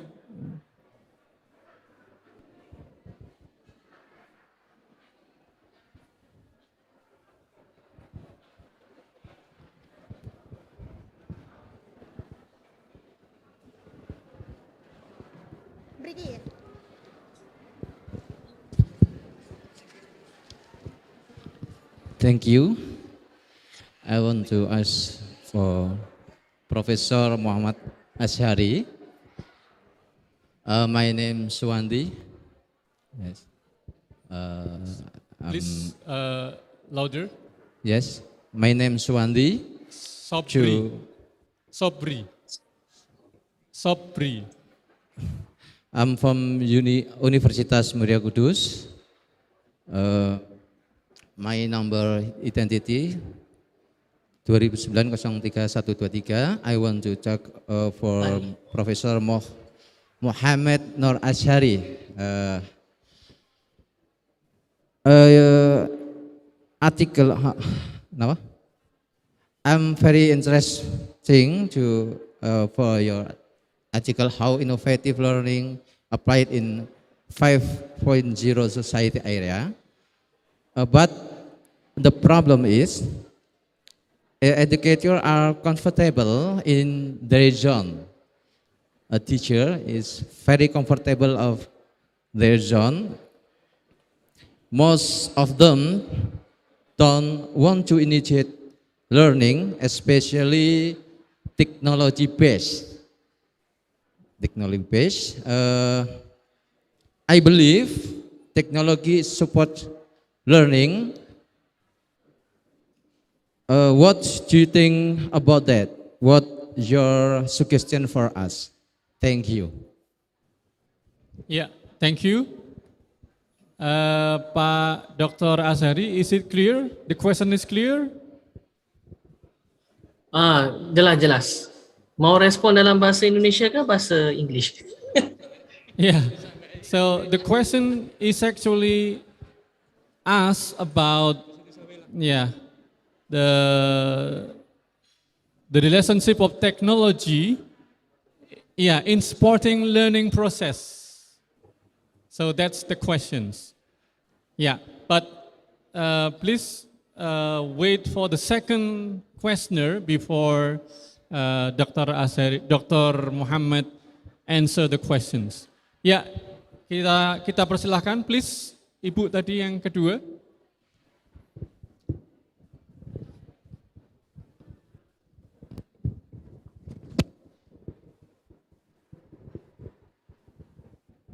Thank you. My name is Nailatul Iza. I have question for Professor Dr. Insinyur Darsono MSI about freedom learning education or Merdeka Belajar. Yes? Would you please say once again, more slowly and more clear? I will repeat the question. The question for Professor Dr. Insinyur Darsono about freedom learning education, about the topic of this seminar, freedom learning education or Merdeka Belajar. Curriculum? About what? About freedom learning education. Curriculum? Improve? About freedom learning education. Freedom learning education. The topic. Curriculum? collocation? In Indonesia. Ya. Tentang Merdeka Belajar. Ya. Ya, Merdeka Belajar yang ada di elementary education. Mohon maaf Bapak Ibu sekalian, supaya lebih jelas, in bahasa saja enggak apa-apa. In bahasa saja dengan cengkok agak lambat gitu karena ini noise-nya tinggi ini. Ekonya tinggi supaya bisa ditangkap. Iya. In bahasa enggak apa-apa silahkan. In bahasa Indonesia is okay. Perkenalkan, nama saya Nailatul Izzah. Saya punya pertanyaan untuk Profesor Darsono terkait Merdeka Belajar. Untuk di elementary education, is it effective if in elementary education apply freedom learning education? And how to implement it? Yeah, thank you. Iya, oke. Thank you, Mbak Izza ya. Ya, so pertanyaannya adalah tentang ini tadi juga tidak terlalu jelas meskipun sudah pakai bahasa Indonesia. Mungkin masalah teknis ininya, nggih. Kalau tidak salah, Pak Rektor, tentang bagaimana mengimplementasi MBKM itu, nggih, di elementary education kalau tidak salah. Oke, we are still waiting one more question. Satu pertanyaan lagi sebelum nanti akan dijawab oleh Bapak Dr. Muhammad Nur Azhari and Pak Rektor. Please, one more question. Excuse me, Dr. Rismianto. There are two people that raise hand in Zoom. Oh, I see, yeah. Yeah, there are two people that raise hand in Zoom now. There is Zulfikar Amiruddin and Mrs. Fikta. Okay, for Zulfikar Amiruddin, Mr. Zulfikar Amiruddin, please speak up now. Okay, thank you. First of all, I want to apologize. I want to speak in Indonesian because my English is too bad, and I want to ask to Prof. Azhari. Assalamualaikum Pak, perkenalkan nama saya Zulfikar Amiruddin dari mahasiswa S2 Magister Pendidikan Universitas Muria Kudus. Saya ingin bertanya Pak, mungkin agak sedikit keluar dari topik tapi sedikit berhubungan masih dengan topik yang kita bahas pada pagi hari ini, yaitu tentang pembelajaran di era Society 5.0 atau yang dilatar belakangi oleh teknologi 4.0. Dalam era sekarang banyak sekali sumber belajar yang dapat diakses oleh siswa ya. Kalau melihat internet itu seperti sebuah gunung es yang di atasnya terlihat, permukaannya terlihat sedikit luas, tapi di dalamnya ternyata sangat luas sekali, ada deep web, dark web, dan lain sebagainya. Bagaimana Pak cara mengatasi teknologi yang sedemikian rupa luasnya dan tanpa mengurangi rasa hormat kepada orang tua yang sudah memberikan kontrol tersendiri kepada siswa atau peserta didik atau anak kita, bagaimana cara membatasi atau mengatasi permasalahan tersebut, karena mungkin sekarang sudah ada teknologi dari Google atau search engine, setiap browser membatasi umur peserta didik atau siswa yang menggunakan internet yang mereka gunakan, atau parental controls dari setiap operation system Windows or something else. But how can we control it? But I know that's my English is too bad, but that's the point for me, and thank you. I'm sorry, my English is too bad. Assalamualaikum warahmatullahi wabarakatuh. Waalaikumsalam warahmatullahi wabarakatuh. I'm sorry, Dr. Muhammad Nur Azhari. I cannot really catch the question, but I guess you can catch the Jelas, question jelas. from the last Clear. questioner clearly. So I'm sorry, I cannot paraphrase or I cannot say once again. And I'm sure you are clearer to hear the questions. Yep, clear. Ya, satu lagi, ya, from online. Yeah, from online, here is Mrs. Sixta Madubala. For Mrs. Sixta Madubala, please speak up now. Terima kasih. Bismillahirrahmanirrahim. Assalamualaikum warahmatullahi wabarakatuh. Waalaikumsalam warahmatullahi wabarakatuh. Terima kasih kesempatannya. Yang pertama, saya ingin menyampaikan pertanyaan untuk Prof. Sudarsono terkait dengan teori Ki Hajar Dewantara. Kita sama ini ya, merupakan salah satu teori yang sangat favorit ya, artinya bisa diterapkan sepanjang zaman gitu. Nah, di masa pandemi ini, bagaimana penerapan teori Ki Hajar Dewantara terhadap ini ya, siswa sudah banyak mengaplikasikan di masa pandemi ini, siswa sudah sering dan bahkan penggunaan teknologi ini merupakan hal yang utama di dalam proses pembelajaran online.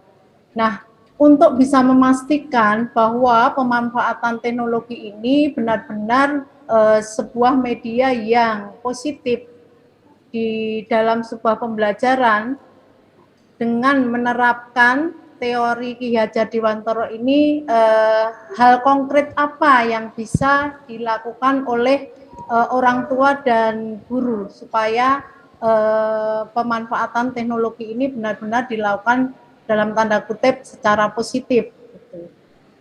Kemudian pertanyaan saya yang kedua untuk Master Azhari, menarik sekali yang Master sampaikan ya paparan hari ini. Benar sekali bahwa pembelajaran online itu sangat menyenangkan ternyata ya. Seperti yang sudah kami terapkan di sekolah kami. Jadi kita sudah untuk kebetulan saya guru PAUD Pak Azhari. Jadi di masa pandemi ini kami menggunakan platform online selain Zoom, juga kadang-kadang kita menggunakan aplikasi di dalam Zoom itu biar anak-anak bisa ada interaksi di dalam pembelajaran. Kita menggunakan Jamboard atau peer deck gitu. Kemudian juga untuk platform yang lainnya kita menggunakan kelas dojo supaya anak-anak dan orang tua bisa mengirim karya-karya atau tugas-tugas pembelajarannya secara online dari rumah gitu ya. Nah, pertanyaan saya, penggunaan itu memang di awalnya tidak mudah ya, karena memang anak usia dini ini pada implementasinya memang masih butuh peran orang tua untuk mengaplikasikannya. Nah, apakah ada aplikasi yang lain yang lebih mudah bisa dilakukan interaktif anak-anak ketika pembelajaran online?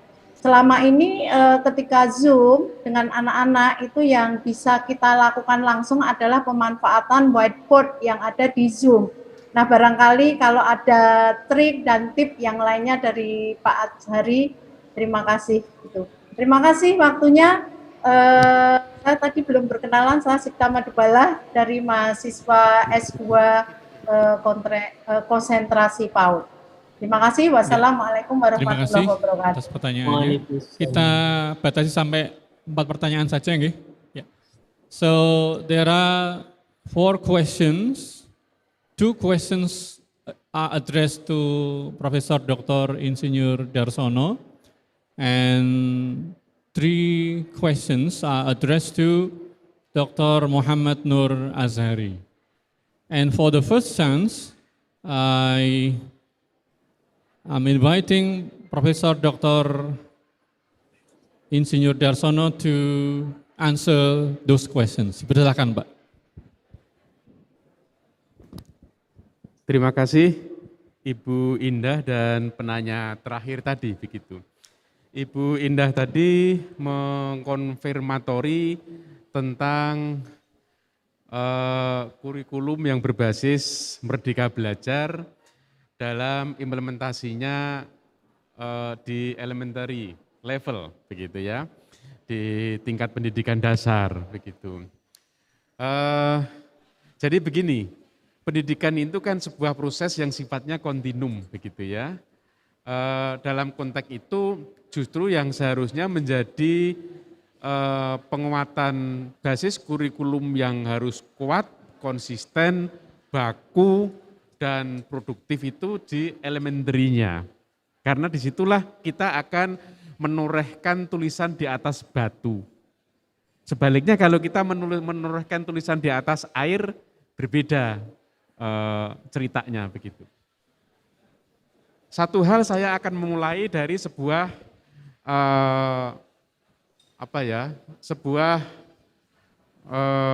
postulat begitu. Sebuah postulat yang kadang-kadang kita pada titik tertentu itu mengabaikan. Bahkan kita tidak menerima begitu. Postulatnya adalah setiap anak itu adalah pintar. Sehingga kalau anak itu nilai matematikanya dapat 3, jangan lekas-lekas dimarahin. Karena Einstein itu nilai-nilai eksaktanya itu tidak pernah dapat nilai 5. Kemudian yang menemukan terang benderangnya ini, yang menemukan listrik ini hitung-berhitungnya itu tidak pernah lulus. Sampai ditempeleng oleh kondektur kereta karena dia iseng bermain-main untuk memercikan besi ke gerbong. Akhirnya Thomas Alva Edison menemukan peradaban yang kita warisi bersama-sama ini, sebuah lampu pijar. Dari seorang yang tidak pernah lulus dalam pelajaran berhitung. Pun juga Einstein itu pelajaran-pelajaran eksaktanya juga tidak pernah lulus. Einstein loh ya, apalagi cuma Darsono kan gitu kan. Jadi postulatnya adalah bahwa setiap anak itu adalah cerdas dan pintar. Ingat, karena penciptanya adalah Gusti Allah. Itu makanya konsepsi Ki Hajar Dewantara kan bahwa Allah itu sudah menciptakan manusia dengan humanitasnya. Maka dia harus dibebaskan dalam mencari pembelajaran kan gitu ya. Cuma kadang-kadang kan orang tua itu agak kurang sabar begitu ketika rapot anaknya itu IPA-nya dapat 5 terus udah dijeweri gitu, piye toli. Nah gitu. Ini mestinya harus disadari bersama-sama khususnya guru-guru elementary. Bisa jadi dia matematikanya dapat 5, tapi talenta yang belum terungkap dalam pendidikan formal, misalnya melukis, bisa jadi dia dapat 110 nilainya. Begitu. Karena apa? Pelajaran formal itu kan sebuah diorama kurikulum yang terbatas kepada waktu dan terbatas pada ruang. Setelah itulah kemudian ada kemerdekaan yang sesungguhnya yaitu ada di lingkungan kehidupan dia. Nah, makanya Bapak Ibu sekalian sepelaku pengampu penghela pendidikan elementary level harus bisa berkreatif bagaimana sebenarnya mampu memberikan adding, tambahan dari keterbatasan ruang dan waktu kurikulum formal di kelas dan sekolah untuk di-addingkan pada saat dia keluar dari kelas dan sekolah. Gambarannya itu begini, zaman kecil saya mungkin zaman yang sudah senior kayak Pak Murtono, Pak Hilal, apa gitu, mungkin zaman SD dulu itu masih enak main layang-layang kalau sore gitu kan. Dolanan layangan, kemudian bikin pleng-plengan dari tanah, prakarya dari tanah, itu kita kerjakan sendiri. Tapi coba sekarang, kalau siswa itu punya pekerjaan rumah, yang ribut itu anaknya atau ibunya, Bu? Ibunya biasanya kan. Nah, kalau begitu sebenarnya dialektika mengenai terminologi merdeka itu ada di mana? Itu sebenarnya menjadi evaluasi kita bersama-sama. Maka dengan itu dalam konteks merdeka tadi adalah akan tergantung bagaimana lecturer, dosen, dan guru itu mampu mengkreasi, menginovasi muatan merdeka itu dalam bingkai kurikulum yang sudah formal seperti itu, Bu. Jadi sebenarnya kuncinya itu ada di teachernya. Maka tadi Malala kan mengatakan, satu pulpen, satu buku, satu anak, jika bisa digerakkan oleh satu teacher, maka dia bisa mengubah dunia. Disitulah letaknya simpul penentunya. Triggernya adalah bagaimana guru mampu mengimplementasikan kaidah-kaidah merdeka belajar seperti yang sudah lama yang lalu Ki Hajar Dewantoro sudah mengidekan, bagaimana seorang anak itu belajar tanpa beban, belajar dalam kemerdekaan sesuai dengan umurnya. Begitu. Ada pertanyaan nakal misalnya, kalau misalnya undergarden gitu ya, TK begitu, jam-jane itu sudah harus diajari baca hitung apa enggak toh Bu? Taman kanak-kanak gitu sebenarnya sudah harus diajari baca hitung atau tidak Bu? Ya kan, namanya aja kan taman kanak-kanak, di situ tuh bermain, tetapi kemudian terjebak diajari dengan membaca, menghitung, hafalan macam-macam itu. Inilah situasi-situasi kita bersama-sama yang harus kita sadari bersama-sama. Peran sebagai guru menjadi vital untuk mengimplementasikan merdeka dalam belajar, dalam tautan, dalam bautan kurikulum yang sudah formal yang ada, yang terbatas kepada waktu dan ruang. Itulah memang tuntutan guru untuk mengadding ataupun menambah muatan itu, Ibu. Gitu. Kemudian pertanyaan yang ke saya yang kedua adalah mengenai bagaimana teori Dewantoro tadi dalam keterbatasan ataupun dalam cekaman pandemi seperti ini begitu. Sebenarnya dalam hikmah pandemi seperti ini ada sebuah diorama baru yang kalau itu bisa kita manfaatkan adalah cara terbaik untuk mengimplementasikan merdeka dalam kemerdekaan seperti yang diidikan oleh Ki Hajar Dewantoro. Betapa waktu banyak tersedia oleh siswa, betapa semakin banyak waktu bergumulnya antara keluarga, begitu. Nah kalau kemudian itu dibiarkan mengalir, nggak ada inovasi, nggak ada treatment, nggak ada kebaharuan dalam konteks pembelajaran yang memerdekakan tadi, ya akan tidak terjadi apa-apa. Tapi ketika Tuhan itu memberi hikmah kita untuk waktu di rumahnya lebih banyak, suami istri bertemunya lebih banyak, suami istri anak bisa sering makan bersama-sama karena tidak keluar rumah. Mestinya di situ ada hikmah untuk mengimplementasikan ini. Ini bagi orang tua. Pun juga bagi tadi dikatakan bagi peran bagi orang tua dan bagi guru. Pun juga bagi guru, mestinya bagi guru adalah memberikan adding kebebasan seperti itu. Bukan mumpung di rumah sendiri terus digerojok PR, terus itu juga tidak, gitu kan? Ya kalau disuruh membuat cerita, kalau suruh menulis apa yang terjadi di lingkungan Anda, begitu. Sekarang ini nampaknya kan begitu ada pandemi yang stres kan ibunya, karena gurunya dari rumah menggerojok lewat WA, yang digerojok apa? Matematika, bahasa Inggris, fisika, kimia. Sementara ibunya lulusan SD, ya jebol di situ. Itulah sebenarnya ada konfigurasi kolaborasi antara bagaimana orang tua bisa memanfaatkan opportunity atau kesempatan berkumpul bersama-sama dalam keluarga. Guru pun juga mampu melakukan inovasi bagaimana dalam keberkumpulan itu memberikan tambahan ataupun adding muatan tugas yang akan mendukung keharmonisan humanity. Itu. Jadi kalau semuanya ini kita lalui dengan business as usual begitu ya. Apa adanya ya sudah, berarti nggak ada apa-apa. Begitu. Kamu mau kumpul mestinya dikasih tugas yang mengeratkan orang tua. Misalnya diberi tugas, coba ceritakan bagaimana kehidupan ketika Anda bersama ibu setengah hari gitu. Jangan digerocok dengan matematika gitu kan. Matematikanya kelas 2 SD itu yang diberikan adalah kelas-kelasnya kelas 1 SMP begitu kan. Ibunya yang kelenger itu. Begitu penanya yang kedua tadi, jadi bagaimana inovasi itu dikembangkan oleh guru dan juga orang tua pada situasi ada kesempatan keluarga itu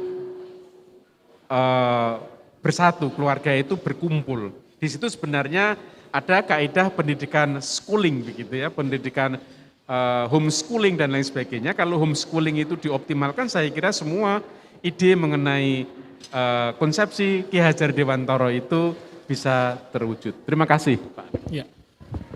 Terima kasih Pak Rektor yang sudah menjawab dua pertanyaan dengan gamblang dan jelas. And the next is the chance for Dr. Muhammad Nur Azhari to give answer and explanation towards the three questions. Silahkan Pak Dr. Azhari. Okey, baik. Terima kasih MC. So, izinkan saya cakap dalam bahasa Indonesia ya. Okey, jadi 3 soalan tadi. Yang pertama tadi saya mohon maaf, nama tadi saya lupa. Yang pertanyaan kedua daripada Mbak Zulfika, Pak Zulfika, kemudian Bu Sinta. Jadi ketiga-tiga soalan ni memang dia punya soalan tu berkait dengan edu teknologi lah ataupun teknologi pendidikan. Okey, so yang soalan yang tadi tu berkait dengan yang bapak tadi yang tanya tadi yang secara langsung tu. So kalau kita lihat kelebihan online teknologi ni, saya lebih suka secara hands on sedikit. Boleh saya share sedikit skrin saya share sedikit sebentar. Okey. Alright. Ini pendekatan lah. Okey. So yang salah satu teknologi platform yang saya guna sekarang ni, kalau bapa ibu lihat di sini ialah nama dia ialah palette.com. Ini menarik kerana ini contoh So apa yang kelebihan untuk saya jawab ketiga-tiga soalan ni yang berkait dengan bapa yang tadi berkait dengan palette ni mudah.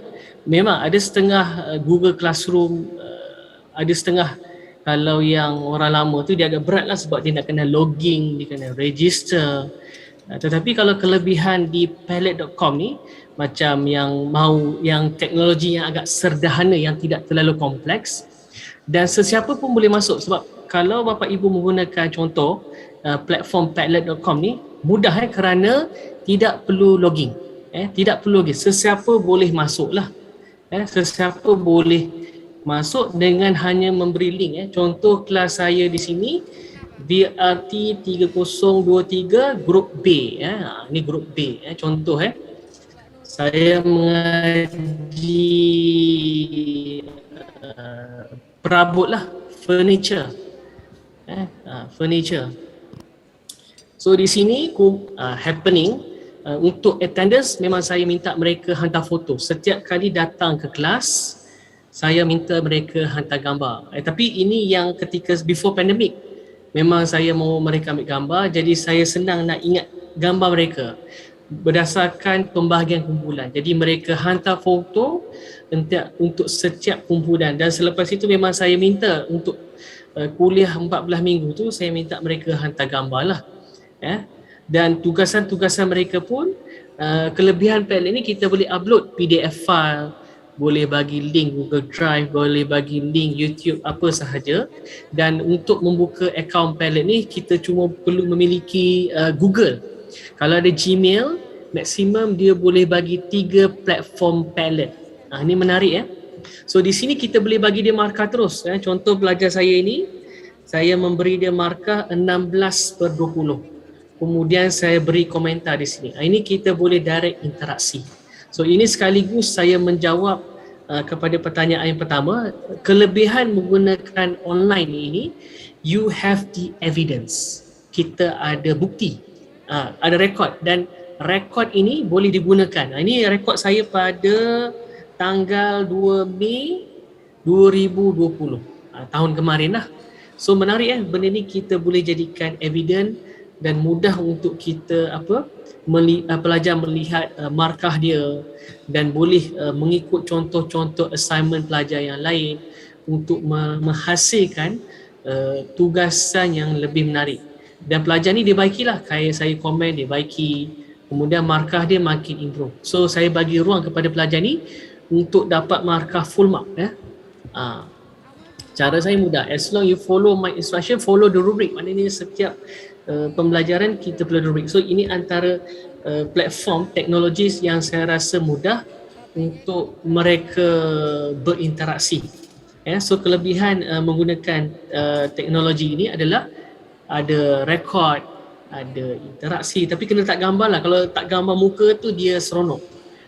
Dia seronok. Kita pun seronok. Kalau kita dah usia kita masuk 50-60, kalau tengok gambar ni pun kita rasa muda lagi lah kan. Kemudian terkait dengan soalan Zulfikar, saya rasa dia berkait dengan attitude ataupun nawaitu. Bagaimana untuk kita mengawal diri apabila dengan online ni lah. Bila online ni kita akan lebih berat kepada entertainment. Tetapi sekali lagi, kalau kita mempunyai nawaitu, niat yang jelas, apa yang jelas, insya-Allah kita akan menggunakan teknologi ini dengan baik dan kita harus mencari platform. Maknanya bila nak belajar sesuatu, kita harus mengetahui website ataupun platform yang mana yang boleh membantu kita. Saya just nak to share, macam anak saya sendiri sekarang ni, saya galakkan dia belajar membuat website sendiri pada usianya baru usia 14 tahun. Kerana saya beritahu kalau harga di Malaysia, kalau website yang dengan big database, maknanya dia website ada dua jenis, website yang plain kosong ataupun website with database. Kalau website yang plain, harga di Malaysia boleh mencapai antara 1,000 ke 8,000 harga dia. Tapi kalau dengan with database, harganya bisa sampai 1 juta harga dia. Kalau di Malaysia lah, website yang di bawah kerajaan negeri tu, harga dia memang lumayan. Sebab dengan database dengan wavelength yang besar lah, maksud dia sekali orang boleh akses 1,000 orang, 2,000, 10,000. So website tu dia tidak jam lah. Saya melihat kita create sesuatu, saya suka anak-anak saya dia explore tapi dia nampak tujuannya jelas. Career, we want them to have their clear career path when they get hands on with teknologi. Okey, kemudian yang soalan ketiga dengan PAUD, okey, ibu tadi ada tanya, saya lihat menggunakan palette ini juga menarik untuk bapa ibu sendiri ataupun sesiapa boleh melihat keputusan anak. Maksudnya di sini kita boleh tukar dia punya bentuk. So instead of score, kita boleh tukar dia kepada bintang. Boleh tukar pada bintang, boleh tukar dia punya marking dia, macam-macam pendekatan. Okey, saya rasa setakat tu dulu pertanyaan saya. Nanti kalau ada apa nanti kita boleh berhubung lagi lah. Jadi sekian itu saja, saya serah balik kepada MC.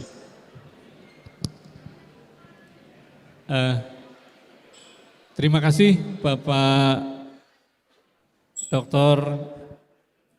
Muhammad Nur Azhari atas jawaban dan penjelasan merespon pertanyaan dari para audiens. I guess we are in the end of this question and answer session, dan tidak perlu saya simpulkan, saya rasa karena penjelasan dan jawaban dari para pembicara sudah sangat jelas. Di samping itu juga waktu sudah habis, maka kita segera akhiri.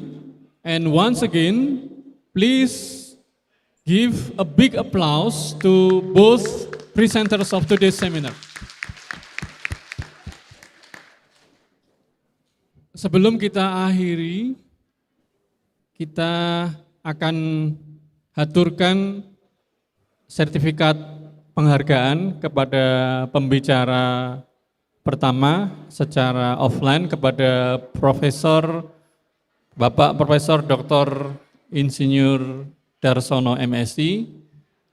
Kami aturi untuk berdiri dan kami mohonkan Bapak Dekan FKIP untuk menghaturkan sertifikat. Monggo Pak Cip.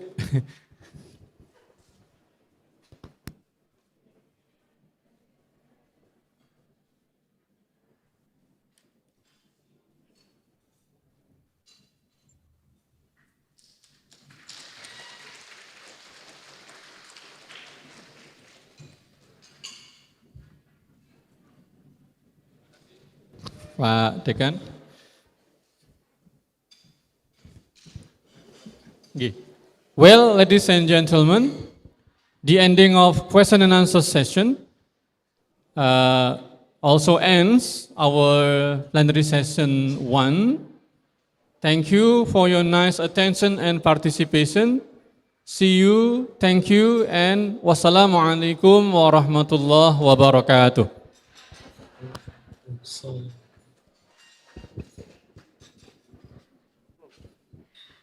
Please give a warm applause.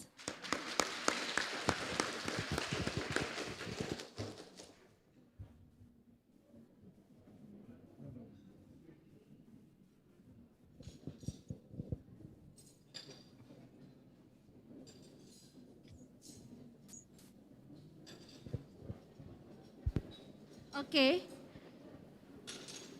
Next agenda is the taken appreciation for Dr.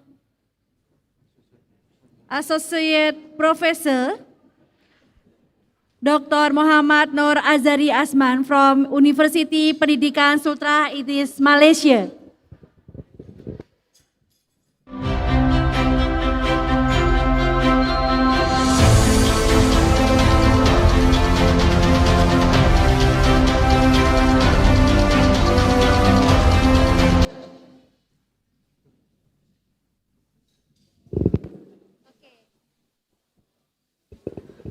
Thank you so much for Dr. Muhammad Nur Azari Azman for your presentation. It's so very insightful for us.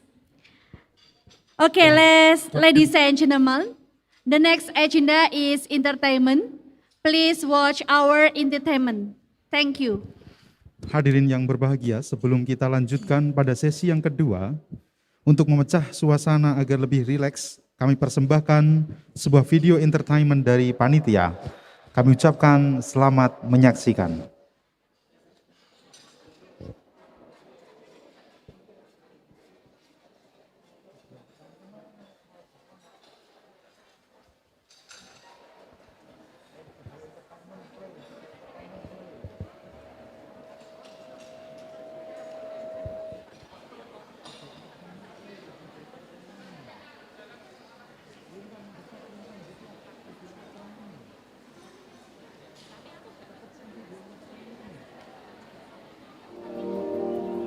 Kudus, sejak dulu populer dan dikenal masyarakat luas sebagai kota santri, industri, dan kotanya para wali, di mana setiap sudutnya selalu mengingatkan saya akan perjuangan saya dalam meraih mimpi-mimpi.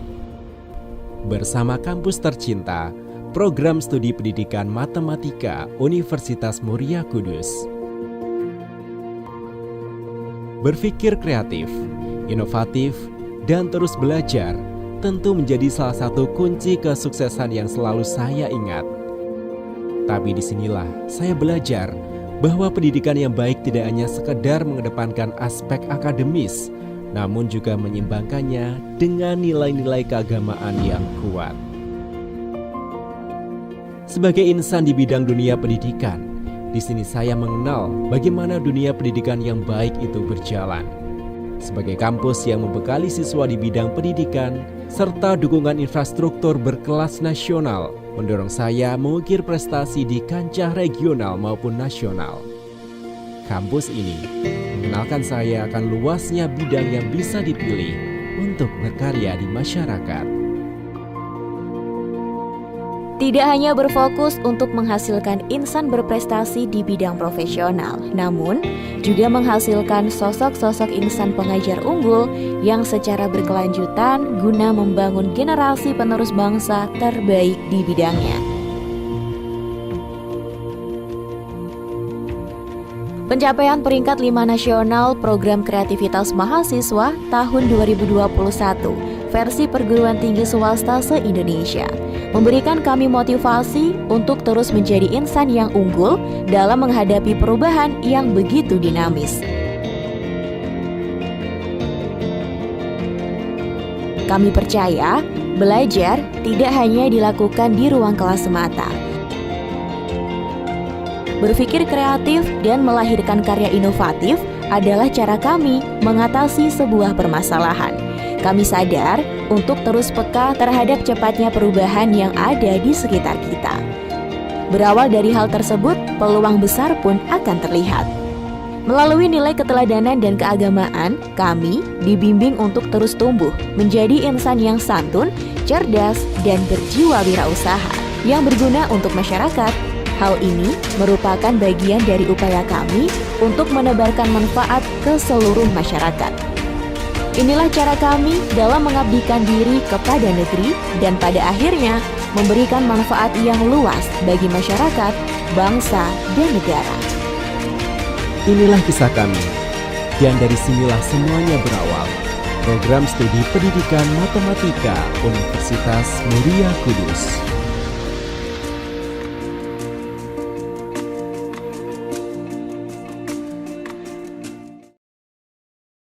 Good afternoon, ladies and gentlemen. We'll soon begin our second plenary session. Welcome to the second plenary session that will be moderated by Dr. Fitri Budi Suryani, Magister Pendidikan. It is now with pleasure that I invite Professor Dr. Chan Yun Fook from University Teknologi Mara, Malaysia, Professor Dr. Angelica G. Ordanza Cortez from New College of Education Philippines, and Gulzaina Kasimova, PhD from Institute of Metallurgy and Ore Benefication, Satbayev University, Almaty, Kazakhstan. Pada sesi kedua ini kami undang pembicara kita. Yang pertama, Profesor Dr. Chan Yun Fook dari University Teknologi Mara, Malaysia. Yang kedua, Profesor Dr. Angelica G. Ordanza Cortez dari New College of Education Filipina dan Gulzaina Kasimova, PhD dari Institute of Metallurgy and Ore Benefication, Satbayev University, Almaty, Kazakhstan. Okay, now I'd like to introduce to you the moderator today. First of all, allow me to introduce our moderator. Dr. Fitri Budi Suryani was born in Jakarta, September 15, 1977. She is always active in participating in various research activities and community service. The title of the book that has been published by her is Our Introduction to Critical Discourse Analysis and Functional Grammar for EFL Students. She also writes some articles in journals. Please to Dr. Fitri Budi Suryani, Magister Pendidikan. The time is yours. Thank you for the MC. Assalamualaikum warahmatullahi wabarakatuh.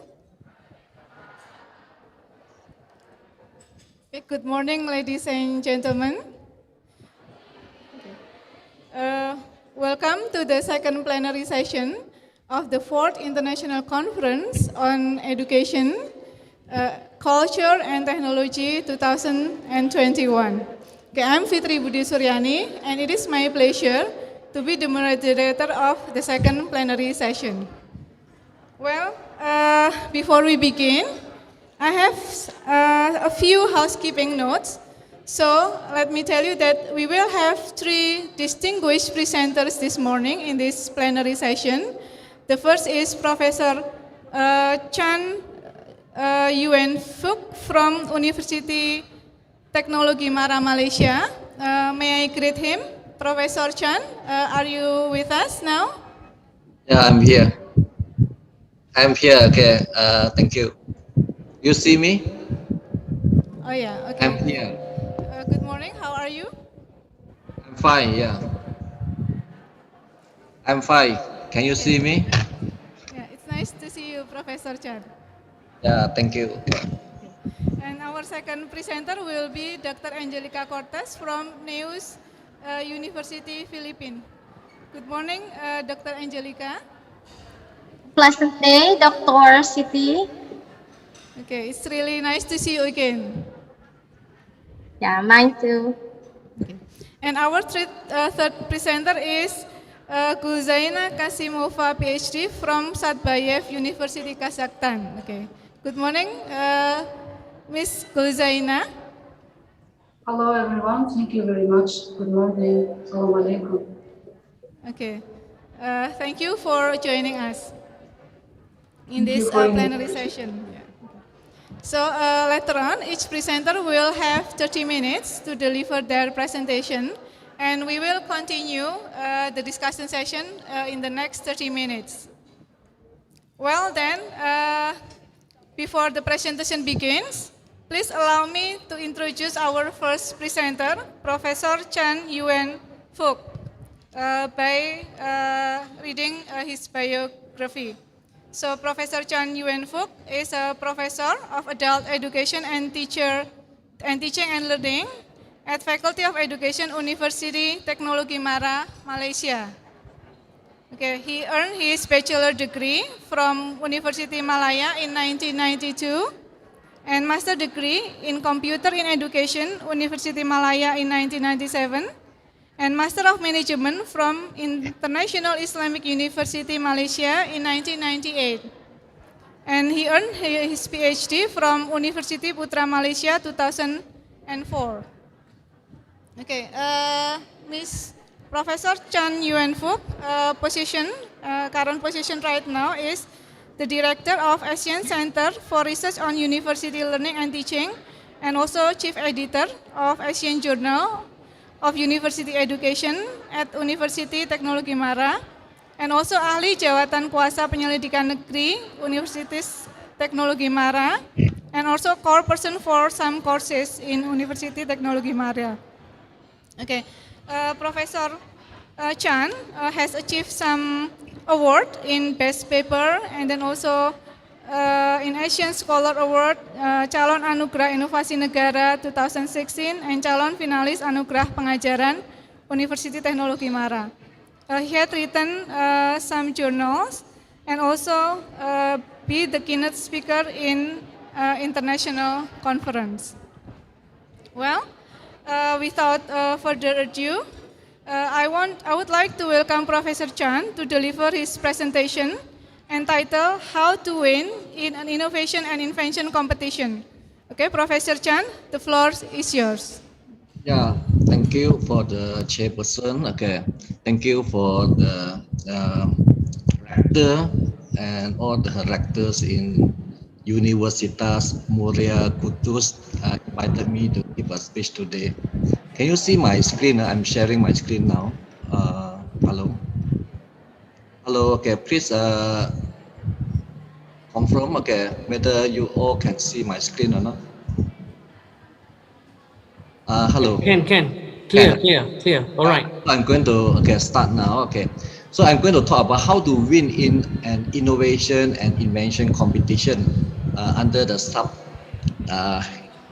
team of learner technology and innovation. Okay, as you know, I'm the director for the Asian Center.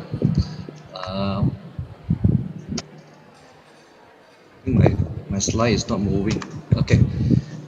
I'm the director for the Asian Center for University Learning and Teaching, and under this center we have conferences and journal. So we organize conference every 2 years.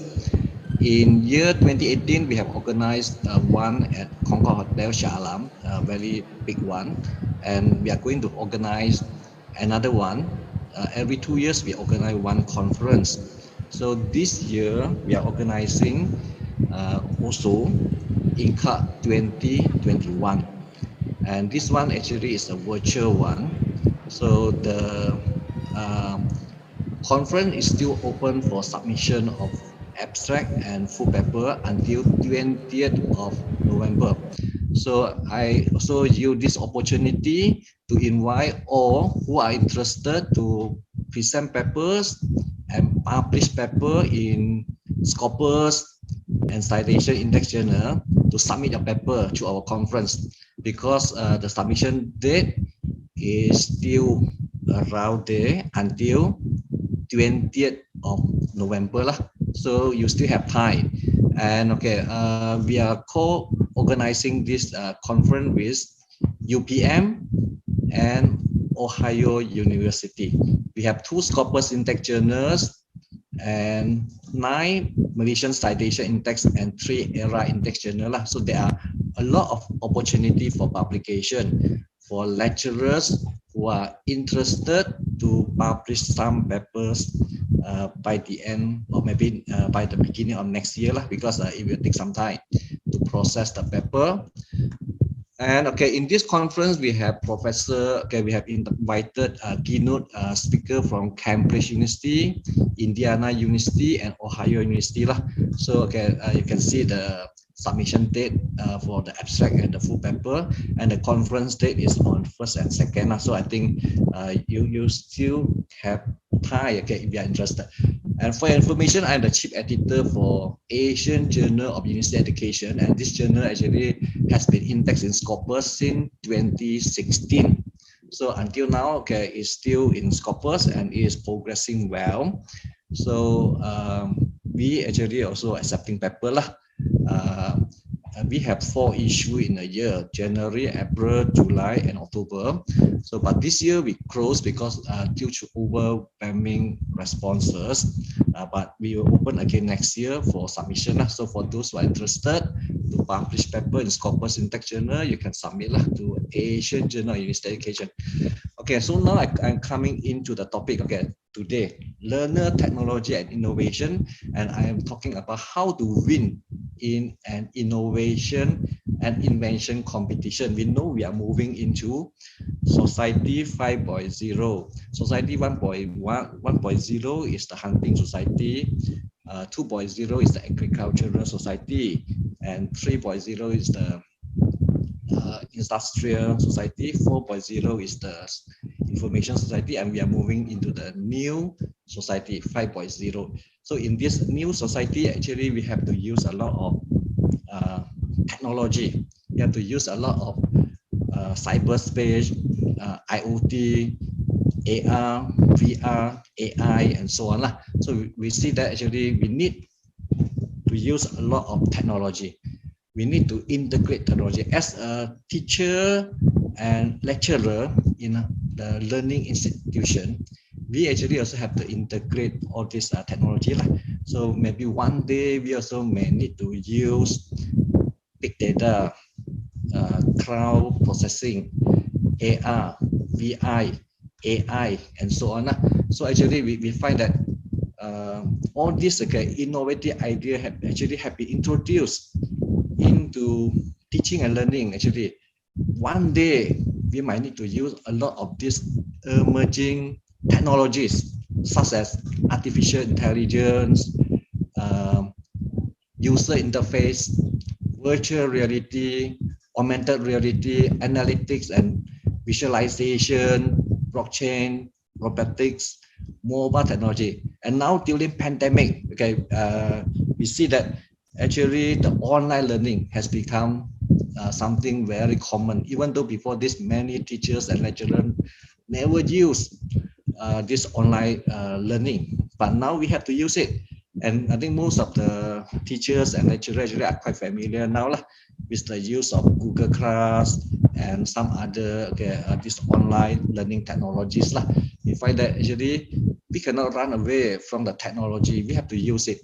And maybe sooner and later, actually, after a pandemic, we actually need to continue with online teaching and learning, and also maybe have to use more blended learning and so on, because the trend is like that for the future, because we are moving into society 5.0. So other than the technology, actually, we also need to have creativity and innovation. We know that actually now, as a teacher and lecturer, we have to be very creative.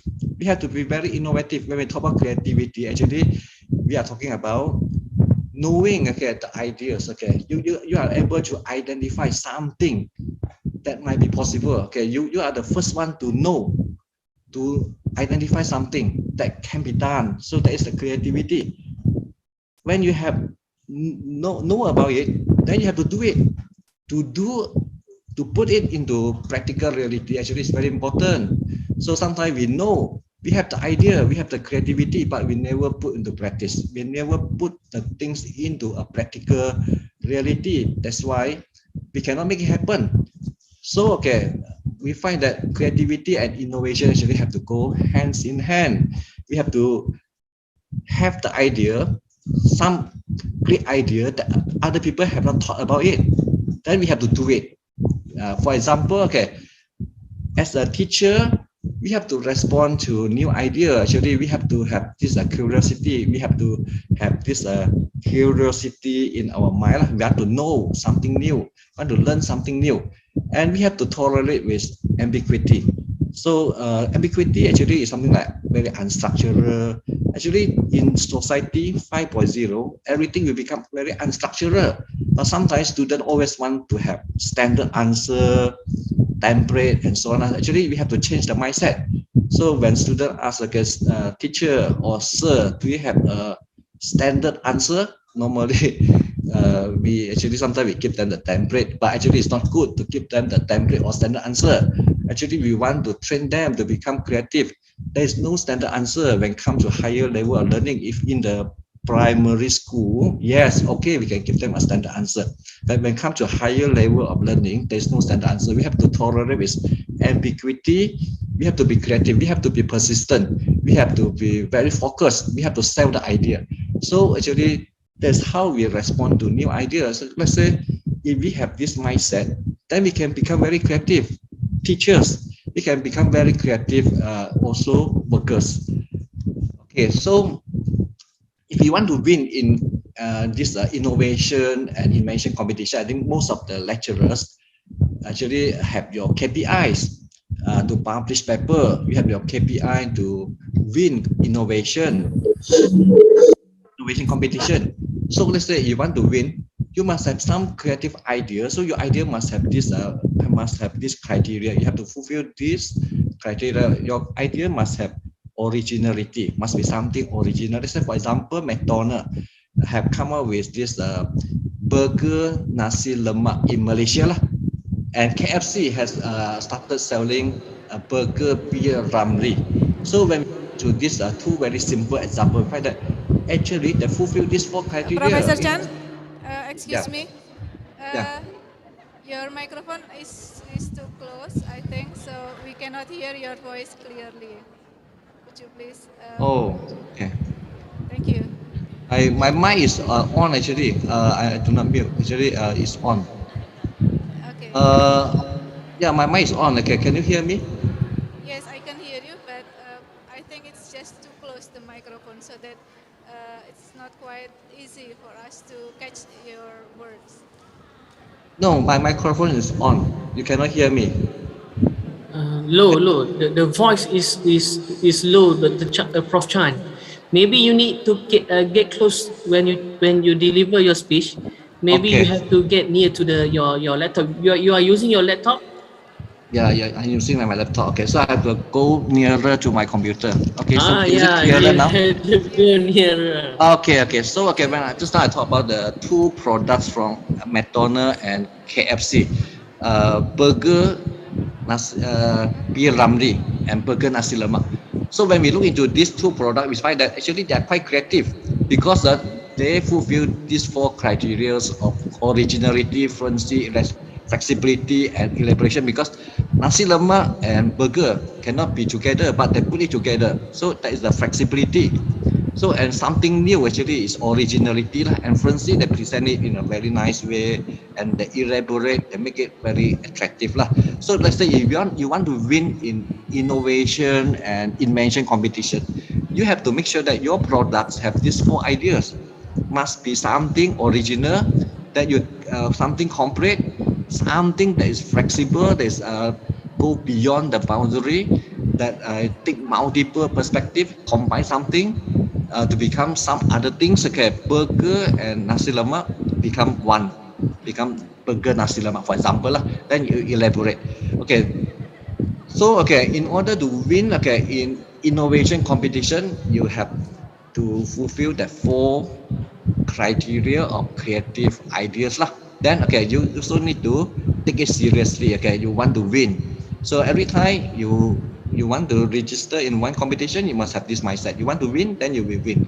Actually, I have won more than 30 awards in this innovation, such as Pencipta, ITEX, Malaysian Technology Expos, and so on lah. I also did win the Diamond Award, best out of the best, and so on lah. Before this, okay. So actually, how to win? Okay, actually, it's possible if we take it seriously. We get the right team. We be resourceful. You have to do some research. Then you develop the idea slowly. Be creative. Go for the win. Then you will win. And okay, you can do some brainstorming. You can mix up your surrounding to see what is happening. Let's say during COVID time, we have this COVID screening test. So from there, I get one idea. So we develop this mobile addiction screening kits actually. So we find that if the Ministry of Health can come up with the COVID-19 screening test, why not we come up with mobile addiction? Because mobile addiction actually also is a very serious symptom also lah in the school and also higher learning institute. So maybe we can do something like that. So we get some idea from there. So when you have an idea, maybe you can take a break. You sleep with the idea over the night and ask people, how is it? Let's say I want to do something like this and so on. Let's say I want to do a burger nasi lemak. You want to do burger beef ramli or burger something. Okay. So you talk about the idea with somebody. After that, you will get the idea. Then people will give feedback. They say, oh no, not like this. Should be like that. And should be like this and so on. Then you get some interesting idea. Then you can put it together. Then you may have some very good idea. Okay. Then okay, you have to start embark on it. So if you want to embark on it, you have to make sure that okay, in order to win in international innovation competition or any competition in Malaysia or Indonesia or other countries, actually there are some criteria to fulfill. You must have like original ideas, and you must have a research grant to support your research. So let's say you have that one, but you do not have a research grant, then maybe it's not so complete lah. So actually you have a research grant from your university or from your ministry and so on. Then okay, from there you develop the ideas lah. Then you have to publish some paper to show that you know about the subject. And you also must have the copyright or maybe patent and so on lah. Then you also have to participate in some competition first to test the market to see how are the responses, and from there you further improve on it. Okay, for example, I want to use my example lah. I have a research grant on mobile addiction from the Ministry of Higher Education under the Fundamental Research Grant Scheme, FRGS. In Malaysia, we have FRGS research grant that is awarded by the Ministry of Higher Education. I got something like 66,000. So from there, okay, we publish some paper. So okay, we have to publish in some Scopus or Web of Science index journal lah, to make sure that okay, we know about the subject. Okay, on let's say mobile addiction. Actually, I also done another paper in our journal. Okay, also Scopus. Okay. And also one Web of Science, okay, to show that we have some idea, we have some knowledge. Okay, you have to do some publication. Then okay, you must have copyright, and we also enter some competition lah. So recently we enter into 2 competition and we won gold medal. So one is the IIC that actually have been participated by many universities in Malaysia lah. Another one recently actually was the INTX, okay, also participated by many university in Malaysia, and we won 2 gold medals. Okay, so now I want to talk about that, okay, innovation lah. So we call it as mobile addiction screening kit lah. So the idea actually we got it from the COVID screening test. So just now I mentioned, okay, in order to be competent in society 5.0, we need to have creativity and innovation. Creativity is to have the ideas, okay, the idea that people still have not thought about it, and then you think about it. Okay, you mix around the surrounding and to come up with something new. Okay, so we come with something new of mobile addiction screening kit, because we have COVID screening kit. Why not we have mobile addiction screening kit? Maybe we can also have some other screening kit as well. Okay, so then we need to have a poster. Okay, this one is just to give some ideas lah for maybe new lecturers who are interested to participate in innovation competition lah. You need to have a poster to display, okay, what is it about, okay. So then you need to have the URL also lah. We have this URL for our mobile edition, okay. Okay, this one actually is our video. Actually, we need to do a video also. Okay, but I'm going to skip the video lah. Okay, so in order to participate in this competition, normally you need to have a video. Okay, this one actually is a video lah. I think maybe very short one. Okay.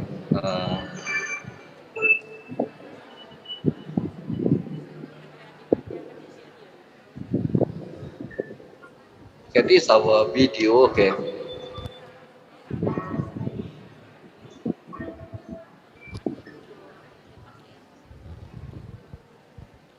Okay, do you want to play a video? Yeah, okay, so I'm going to skip the video, okay. So, okay, I'm going to show, okay, this is our mobile addiction screening kit, okay. So, okay, so when we click, okay, we go to the screening kit just to show you a bit, okay, how does it look like, okay. The screening kit, okay, I'm finishing, okay, a little bit more, okay.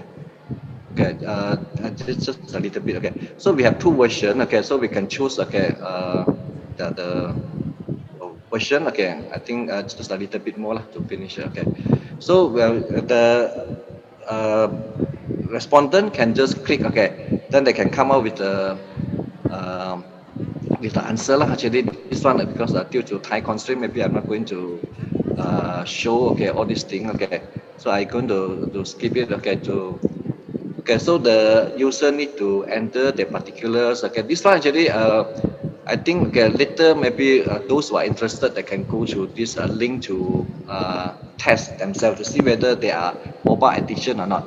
So they need to answer some question, enter the particulars, okay, answer a few questions whether they use the handphone very regularly, how many hours, what are the symptoms. Okay, let's say today use the handphone while they are walking, sleeping. Are they having neck pain, having this eye pain, and so on. So then we can identify whether they are normal user, moderate user, and heavy user, because automatic that this will come out. And okay, these are the technology used. We are using Google Cloud, JavaScript, and protocol. And also definitely we need a video lah. So I think I have presented, okay, some, okay, idea lah how to win, okay, and what are the criteria to win in an innovative this innovation and invention competition. So I think due to the high constraint, I'm going to stop here lah. Yeah, thank you. Thank you very much for the great presentation, Professor Chan. Okay, please give applause for Professor Chan.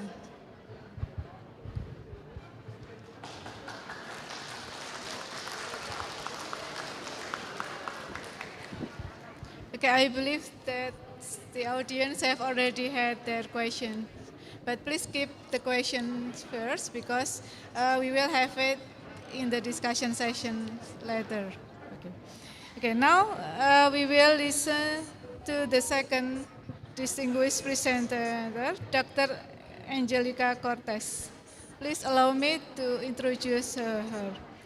Dr. Angelica Cortez finished her baccalaureate program in physics as magna cum laude and Master of Arts in Physics from Cultural Luzon Polytechnic College, and also the Doctor of Education in Vocational Technology Education at News University.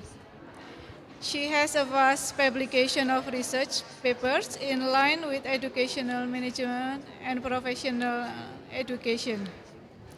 Now, she served as the Dean of the College of Education of News University and also one of the two youngest professors, six in News.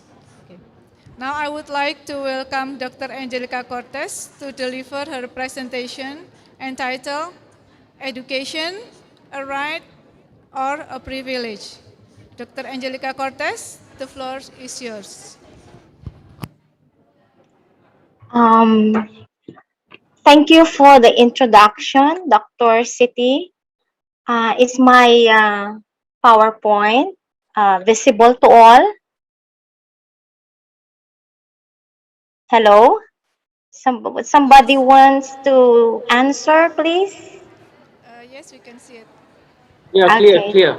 Thank you.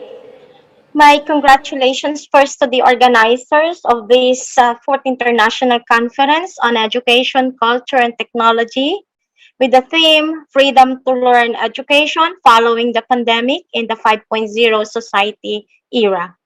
And my gratitude as well to Universitas Muria Kudus for inviting me once again in this kind of professional gathering. And to all our participants present here virtually and on site, a pleasant day. Well, I would like to begin this lecture with a question, and I wish to see your responses in the chat box. The question goes like, education, is it a right or a privilege?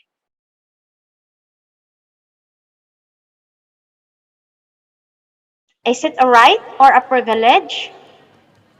May I seek the help of the administrator of this Zoom link? Do we have answers? Because I cannot see the answers in the chat box in my presentation.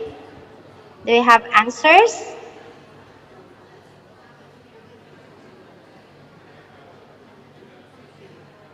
Miss Moderator, do we have answers? We haven't had answer in the chat, but I think it is right. It is right. Okay. Um, In the Philippines, the answer to this question can be found in all the three constitutions of the Philippines from 1935 to 1987, which says that the state shall protect and promote the right of all citizens to quality education at all levels and shall take appropriate steps to make such education accessible to all. This section is true, very true in the basic education program, that is for elementary and secondary levels or from kinder to grade 12, but not in college until August 2017. So what did we have in August 2017? After almost a century, since 1935, finally the Philippine government realized and materialized its constitutional duty through the enactment of a law, and that is the Universal Access to Quality Tertiary Education Act. So education is truly a right. This law institutionalized that every youth is given free college or university tuition and exemption from other fees in all state universities and colleges. These state-run higher education institutions created by law and under the direct supervision of the government through the Commission on Higher Education. The right to quality tertiary education was realized since the school year 2018-2019. The law guaranteed free higher education in all state-run universities and colleges, the tertiary education subsidy, free textbook education and training, a student loan program, especially for those students enrolled in private higher education universities, and the granting of scholarship in CHED-identified priority programs. Thus, in school year 2018-2019 was also the first school year when we accepted the first batch of graduates of the new K-12 curriculum, or the product of the implementation of the Law 10533. And that was 2 years before the pandemic, since we are now in the second year of this pandemic. And the first batch of graduates, take note of this privilege, of this right, is or was honed or were honed under the pandemic period.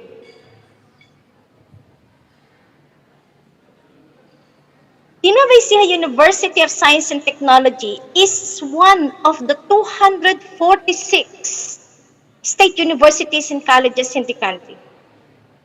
It is one of the 1,975 total number of tertiary colleges and universities in the country. Thus, in our university, tuition fee is free. Education, tertiary education is free. And in all 246 universities and colleges. Why am I setting all this information? Of the more than 26,000 enrollees we have in our university, 90% belong to low-income families.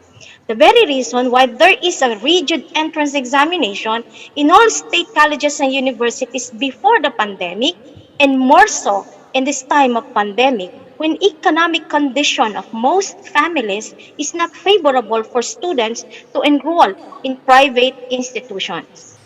Let's take a look at this enrollment trend in NAUST and in all state universities and colleges in the Philippines. There was a decrease during the first school year of this pandemic, that was school year 2020-2021, and an increase in this school year, present school year, 2021-2022. There were implications of this data. First, the economic condition of students' families was negatively affected by the pandemic, as in other countries, or as in here in Indonesia, resulting to the discontinuance, in our case, in NUST, about 1,787 students, or a 7.22% drop in terms of population. After a year, for the current school year, these students got back. We also received remarkable number of transferees from private education institutions. Now shown in the figure is the population of students among SUCs from the 246 state universities and colleges in the Philippines. And as you can see, the graph does not significantly differ from the graph shown in NEUST. There was dropped during the last school year and an increase during the first school year. For the Philippine economy to be able to recover from the impact of the COVID-19 pandemic, a law was enacted in 2020. This is an act providing for COVID-19 response and recovery interventions and providing mechanism to accelerate the recovery and bolster the resiliency of the Philippine economy. What this law is all about. This law has a particular section wherein all SUCs in the Philippines were mandated by the government through the CHED to prepare all government higher education institutions to get ready for digitalization. The law allotted 3 billion pesos to assist all SUCs in the development of smart campuses through the investments in ICT infrastructure, acquisition of learning management systems, and other appropriate facilities to be fully implemented for the implementation of the flexible learning modalities. Where does the concept of smart campuses came from? In a special article published in Japan Spotlight, August 2018, and written by Dr. Mayumi Fukuyama of Japan Research and Development Group, the digital transformation in the world is iconic in the following terms. In Europe, the iconic term is Industry 4.0. In China, it is Made in China 2025. And Society 5.0, put forward by Japanese government, was drafted in the fifth Science and Technology Basic Plan by the Council of Science and Technology and Innovation held in 2016. And in Asia, the iconic term is smart cities, while in North America, it is industrial internet. And in all of these iconic references, the terms IoT or Internet of Things, Internet of or artificial intelligence, robotics, big data, blockchain, they were all part and parcel. For the Philippines higher education to be responsive and adapted to the needs to continue despite the pandemic, the Philippine Commission on Higher Education issued two memorandum order, number 4 and number 9. Let me focus on number 9. It is a set of guidelines on the allocation of financial assistance for all schools for the development of smart campuses. And NUST is one of the recipients of the said Smart Campus.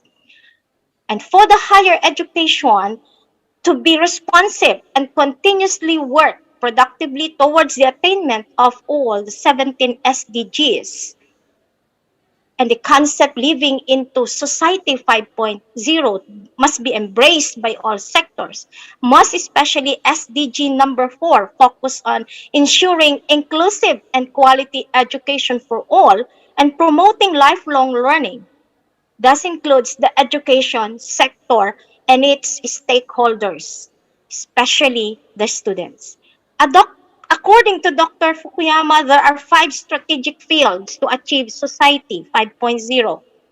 These are the extension of healthy lifespan, realization of mobility revolution, creation of next generation supply chains, building and development of pleasant infrastructure, and the fintech.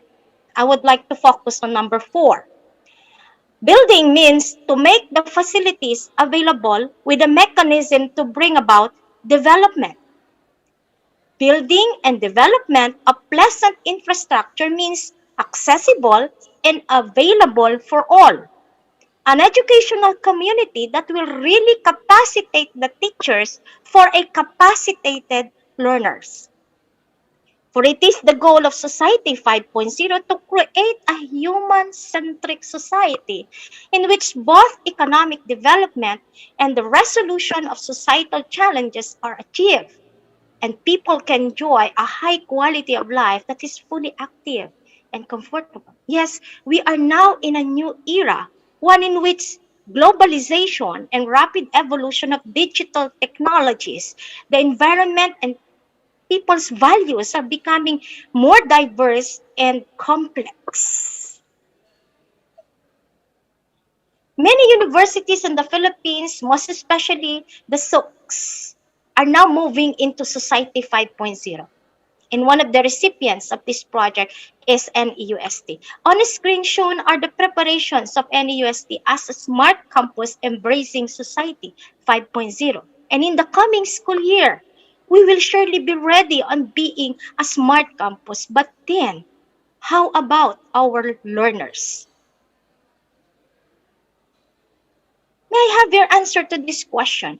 What percent of students in your university is technologically ready to embrace Society 5.0 in education? May I have your answer? Say 100%, 50%, 75%? So what do you think?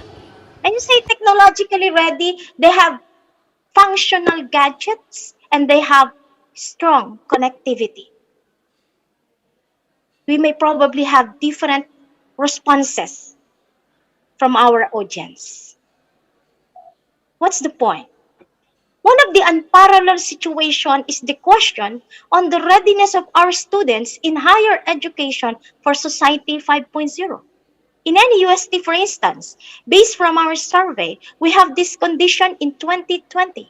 78% of our students have poor connectivity, 6% have no connectivity at all, and only 16% had good connectivity.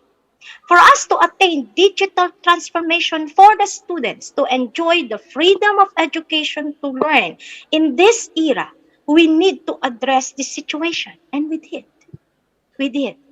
Simply because there is no way we can move forwards on other directions. And all efforts in attaining freedom in education for all will be moved in academic. If we will not act on the present tech condition and accessibility status of our students. For the next school year, many state universities and colleges in the Philippines will be smart campus. But then, how about the students? Are they smart ready? This is the dilemma of SUP. Hence, capacitating our students and technologically, mentally, that is our top priority. There is an existing need to attain a parallel condition. Smart campus with smart students equals smart city. But how do we do that? How do we get our students smart ready? Beginning last year, we started engagement of students with institutional e-capacity building trainings. In 2020, and even next week, sports events were done virtually. Our students are engaged in e-games. All departments organized teams who coveted for various e-games.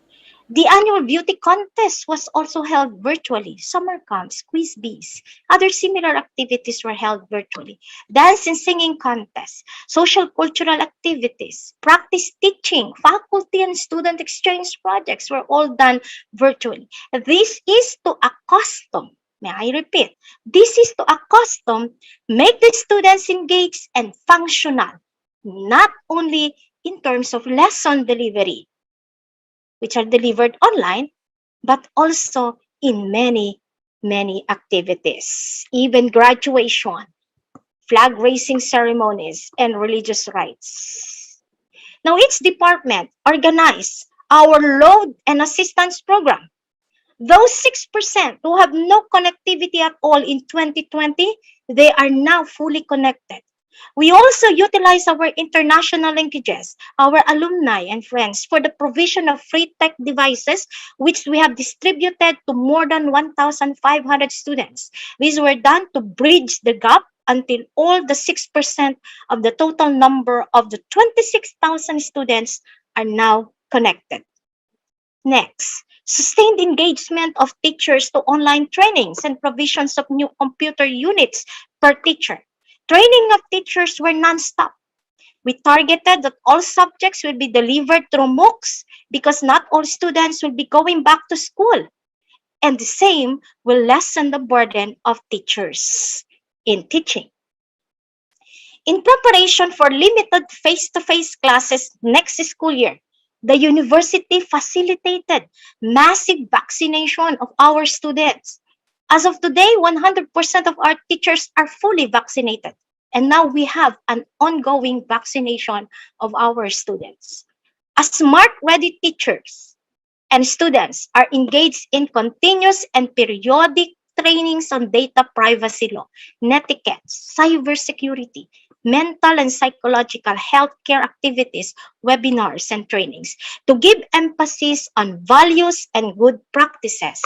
Sustained means year-round, that every college is tasked to conduct and engage students with all these activity. The main goal is to capacitate the students to be smart ready.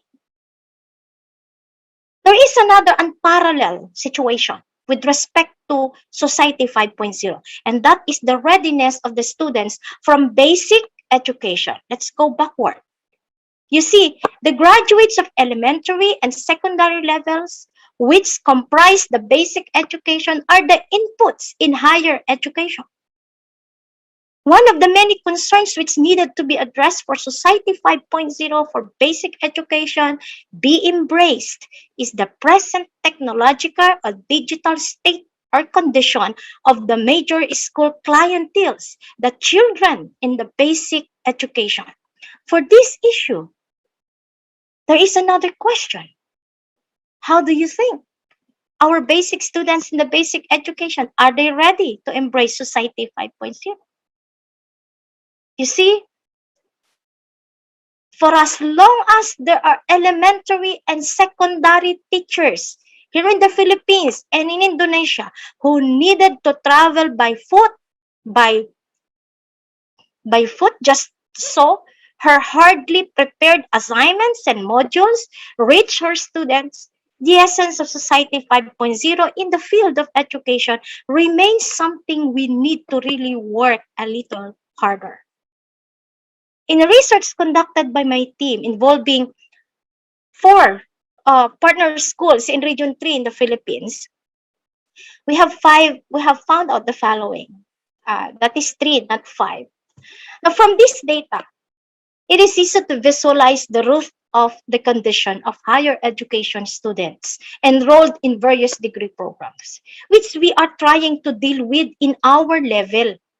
From where our HEI students would get the readiness we need if data in the basic education is in this sort of condition. The government, the HEIs, and all of us are getting ready. But what about our dear students in the basic education? How can we help them to become ready for Society 5.0 once they get to higher education or tertiary education? There is really so much to do to get the greatest number of our students smart ready, not just the schools and its facilities. Freedom to learn education following the pandemic is a right of every learner, be it in any type of society, more so in the Society 5.0 in this time of pandemic. But the need to capacitate the students is the biggest challenge of all. The task is in the hands of every educational institutions, administrators, and teachers, and all of you who are present in this professional gathering. The goal of Society 5.0 is to realize a society, a city where students enjoy learning to the fullest in preparation to become the productive workforce of the society.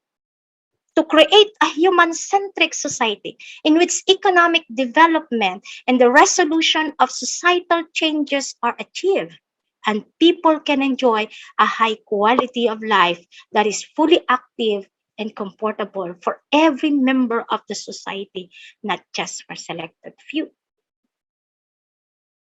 I would like to end this lecture by sharing with you a familiar thought from a teacher himself, Socrates. He said, "The secret of changes is to focus all of your energy not on fighting the old, but on building the new." For us educators, for us teachers, lies the future of our countries, yours and mine. Our students leaned on us for most of the time of their learning. In this era of the new normal, let us show and provide them the chance to make a choice, to access the freedom to learn following the pandemic in the 5.0 society era. Terima kasih atas kesempatan untuk berbagi. Thank you for this opportunity to share. It was a delightful experience to be with you today. Stay safe and God bless you all. Thank you. Please give big a hand for Dr. Angelica Cortez.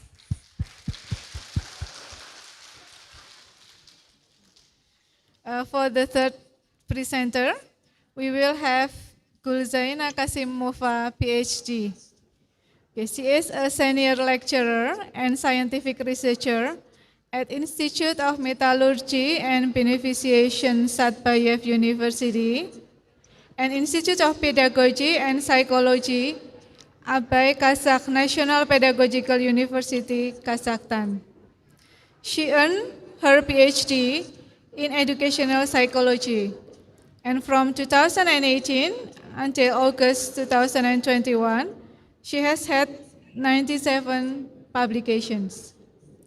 Well, without further ado, I would like to invite Ms. Gulzaina Kasimova, PhD, to deliver her paper entitled "To the Problem of Ecology of Understanding Human Being by Human." Okay. Gulzaina Kasimova, PhD, the floor is yours.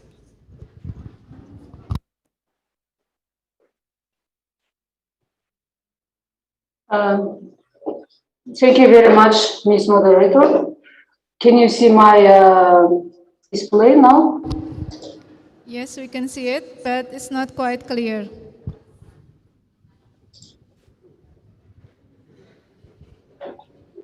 Okay, it's clear now. Okay, thank you very much. So today I would like to share about education in Kazakhstan. Today's content is about past facts about Kazakhstan, international student mobility, in brief, the education system of Kazakhstan, school infrastructure and facilities, higher education system, and the last one is difficulties of transition to distance learning, the case of Kazakhstan in the 5.0 society era, and what has been done in a few months. About Kazakhstan. Kazakhstan is a country in transition since 1991. When it became independent from the Soviet Republic, the government embraced educational reforms aimed at opening education to the free market. The 1990s witnessed a rapid expansion of private academic institutions, many of which, as time proved, were of very poor quality. So in 1999, Kazakhstan's economy entered a new phase of rapid expansion. In late 2012, and President Nazarbayev unveiled the Kazakhstan 2050 strategy. This state plan aimed at making Kazakhstan one of the world's 30 most developed countries by the middle of this century. The strategy prioritizes supporting youth education and innovative research and calls for the creation of an education system that promotes the growth of the nation.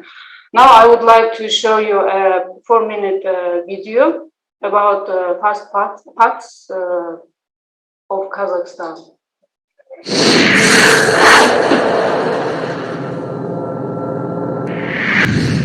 Number 1. Kazakhstan has a space launch facility called Baikonur Cosmodrome. It is not just any space launch facility, but the world's first and largest. Did you know that the first artificial satellite of the Earth took off from this very site? The site, built in the 1950s for the Soviet Union, is where Sputnik 1 took off. The facility is currently leased by the Russians and remains at the center of its space program. Number 2.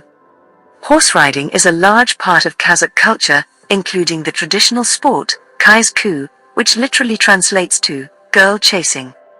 It is essentially a race between a man and woman, both on horseback, that either ends up with the man kissing the woman, which is a victory for the man, or the woman beating the man with a whip, which is a victory for the woman. Number 3. Kazakhstan is the largest landlocked country in the world. However, despite having no access to an ocean, and being surrounded by land on all the sides, it maintains a navy. Surprising, isn't it? Number 4.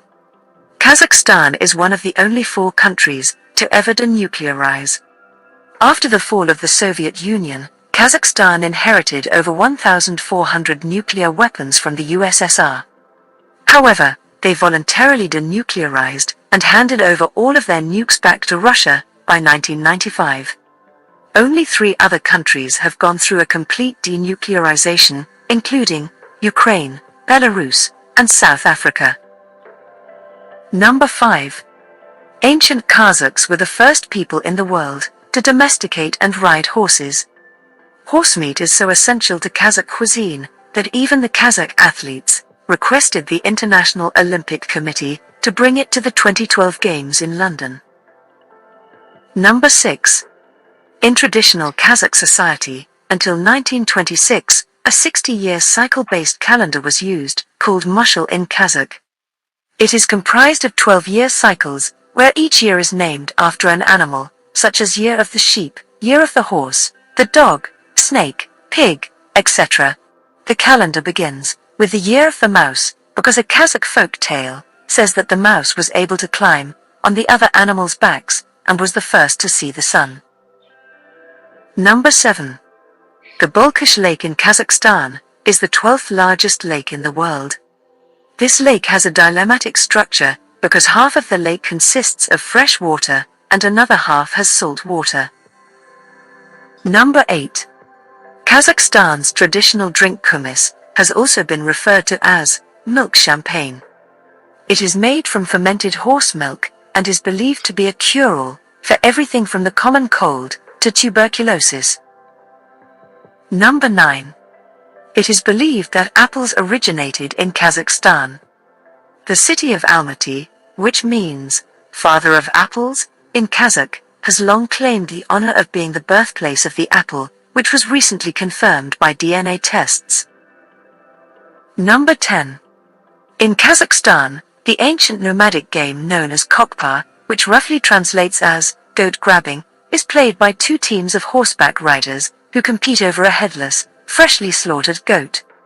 The sport is believed to have originated with Genghis Khan in the 13th century. So that was all for Kazakhstan. Do like, share, and subscribe. Thank you. Next is about international student mobility. Recent developments in Kazakhstan have placed a premium on global awareness and engagement. By 2020, the number of international students studying at Kazakhstan University increased by 20%.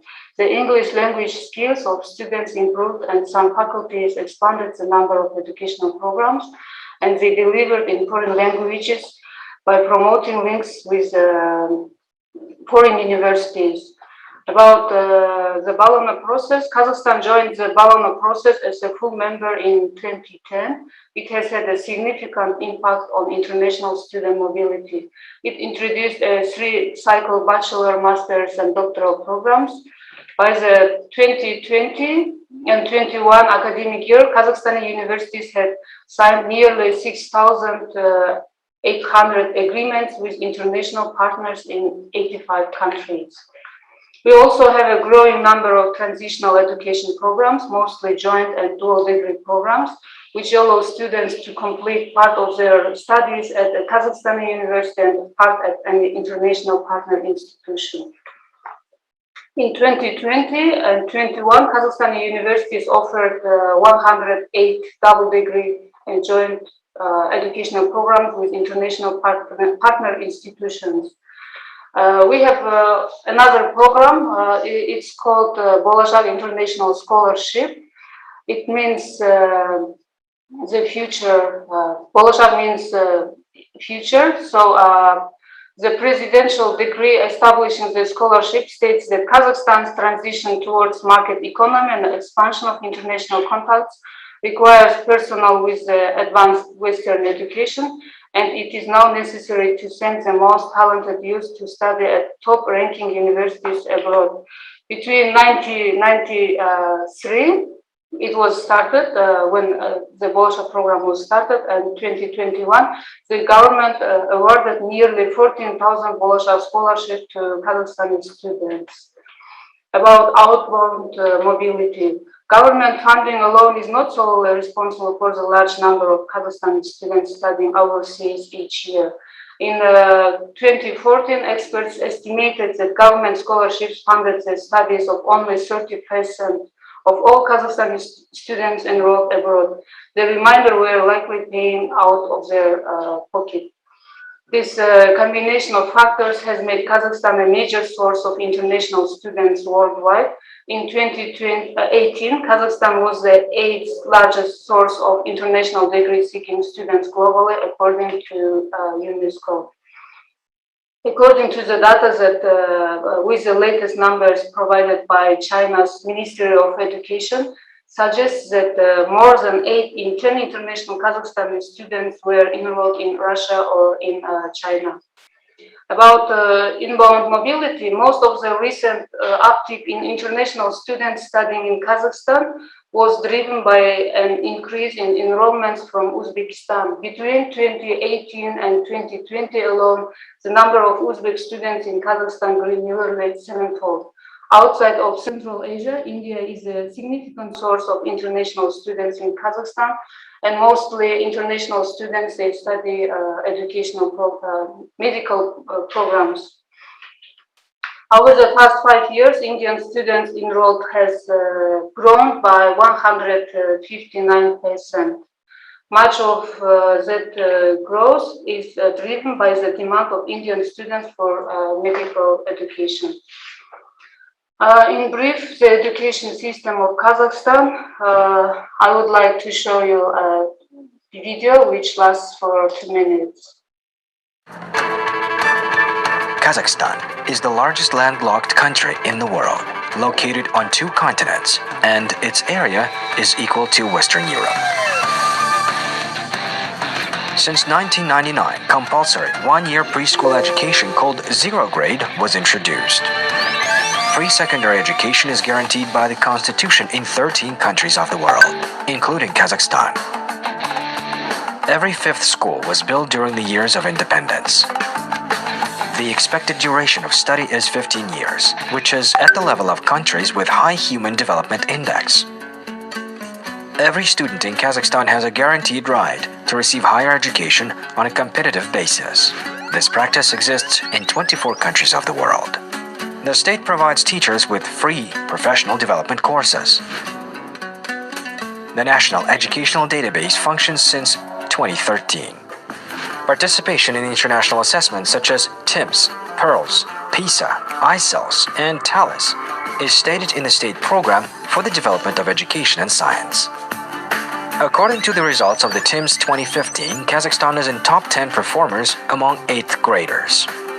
Since 2016, the country has started phased transition to the new content and 12-year school education. As part of the transition, the emphasis is on functional literacy and STEM education. Since 2017, some schools have switched to trilingual education in the pilot mode. Math and science subjects are taught in English. In November 2017, through active cooperation with the OECD, Kazakhstan was honored the participant status in 2 committees of the OECD, Education and Policy Committee and Committee for Scientific and Technological Policy. In 2017, Global Competitiveness Index of the World Economic Forum, Kazakhstan was ranked 4th on primary education enrollment rate. For the past 10 years, according to the UNESCO, Kazakhstan is in top 8 countries in the world with high education development index. Thank you.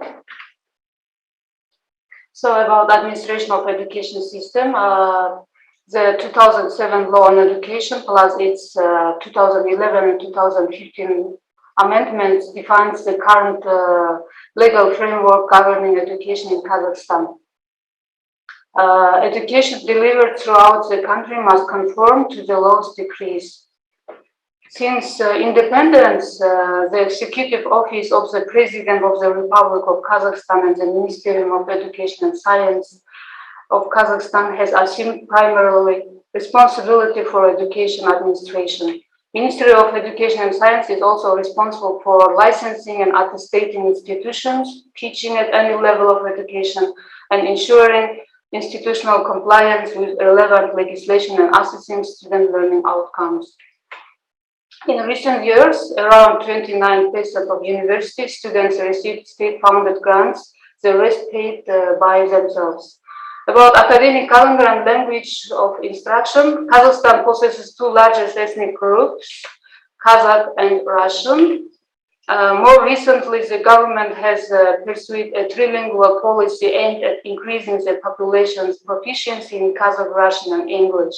in recognition of English as the lingua franca of international business and trade. The policy set a goal of expanding the percentage of Kazakhstani citizens speaking English to 20% by 2020.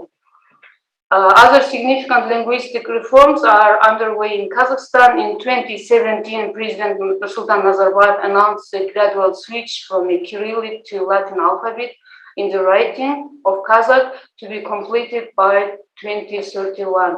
In the education system, the new alphabet will be introduced gradually as the country updates its textbooks in preparation for the implementation of the 12-year education model.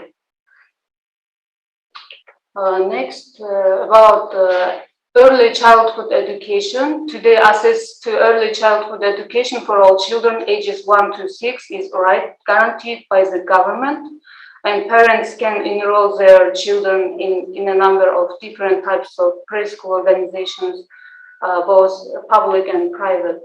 Elementary education is organized around a handful of educational fields, including language, literacy, mathematics, computer science, natural science, men and society, technology and art, physical education.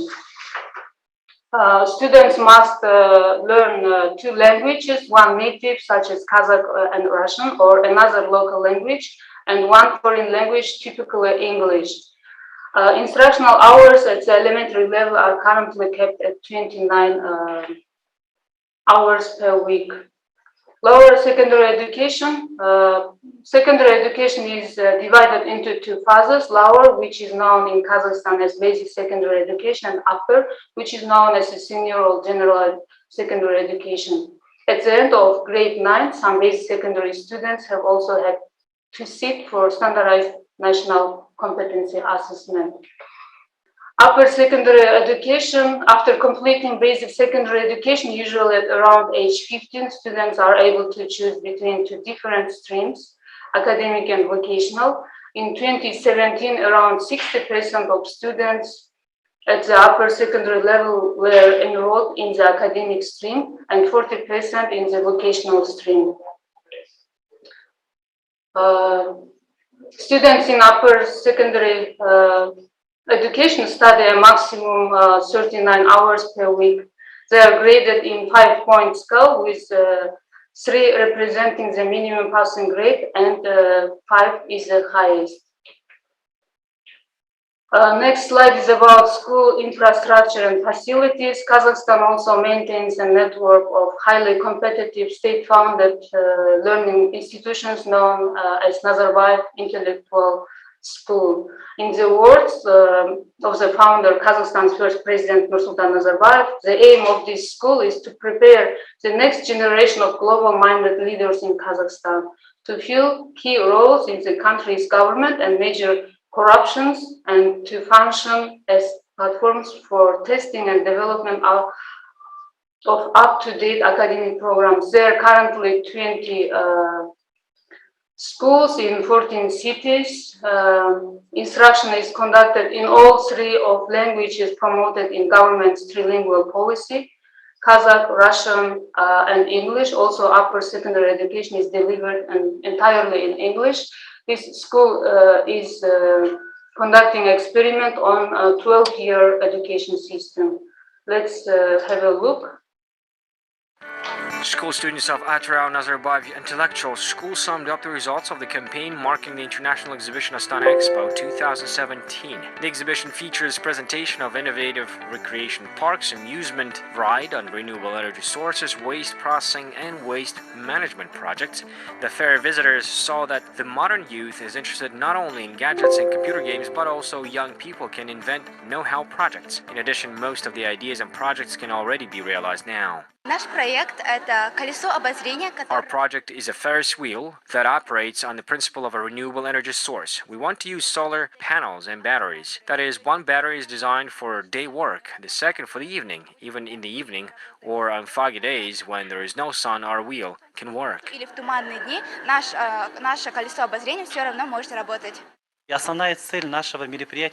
The main goal of our event was that, in fact, the children could understand the problems that today challenge not only Kazakhstanis but also all people in the world. The 4th grade school student Ayman Nurjan invented her own mobile application Guide Expo to support the international exhibition in Astana. It is aimed to help visitors navigate in the locations of the pavilions.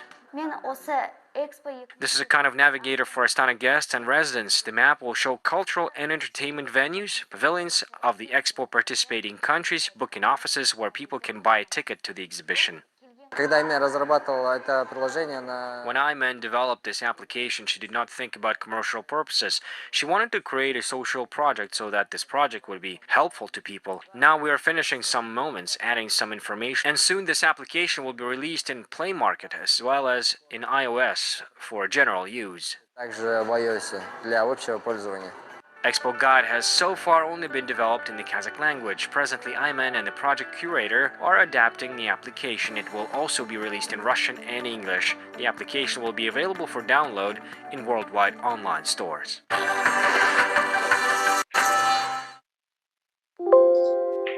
Okay, next, Nazarbayev University is a publicly founded research institution intended to be a leading model for higher education systems.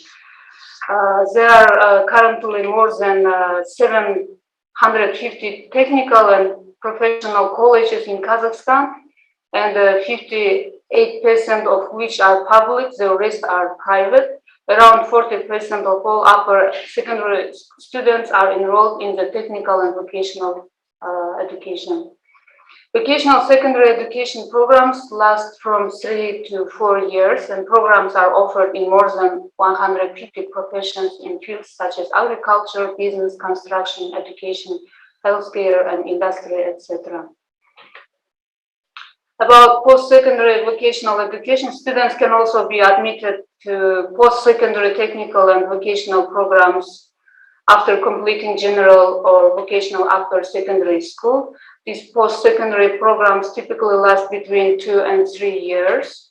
After passing the required course and training, students passing a vocational examination or completing a graduation project are awarded a vocational diploma. Students earning a post-secondary vocational diploma often enter the workforce or enroll in general academic higher education institutions.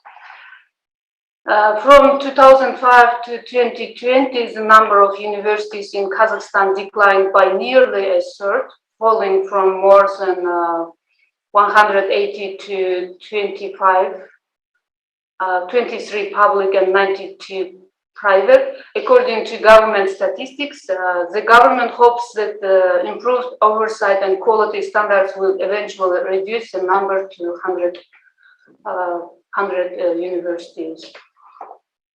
University admission, to be admitted to higher education institutions in Kazakhstan, students must have successfully completed secondary educational or vocational stream education and must take national standardized university entrance examination. It has included 5 subject examinations, 3 of which are compulsory: mathematical literacy, reading literacy, and the history of Kazakhstan. International students applying to study in Kazakhstan, they don't typically take any examinations. Instead, universities set their own admission standards for international students. Students who score high on entrance examinations are guaranteed a seat at a public university and may be issued government-funded merit scholarship. About tertiary degree structure, today the overwhelming majority of students are enrolled in first cycle and bachelor's degree programs. According to the Committee on Statistics of the Ministry of National Economy, in the 2018 and 19 academic year, around 92% of students were enrolled in undergraduate programs, only 7% in master's degree programs, and only 1% students in doctoral programs. Quality assurance accreditation. The Ministry of Education and Science continues to monitor academic institutions even after they receive their license to operate. Managed by the Committee for Control of Education and Science, institutional attestation is designed to ensure that an institution's educational infrastructure faculty qualifications, teaching quality, and learning outcomes, among others, meet state compulsory standards. Institutions that don't meet those standards must stop operating.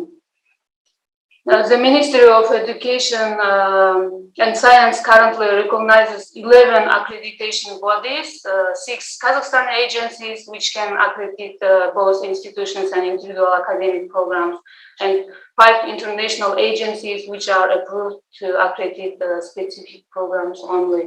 Now I would like to share a video about what happens in private universities.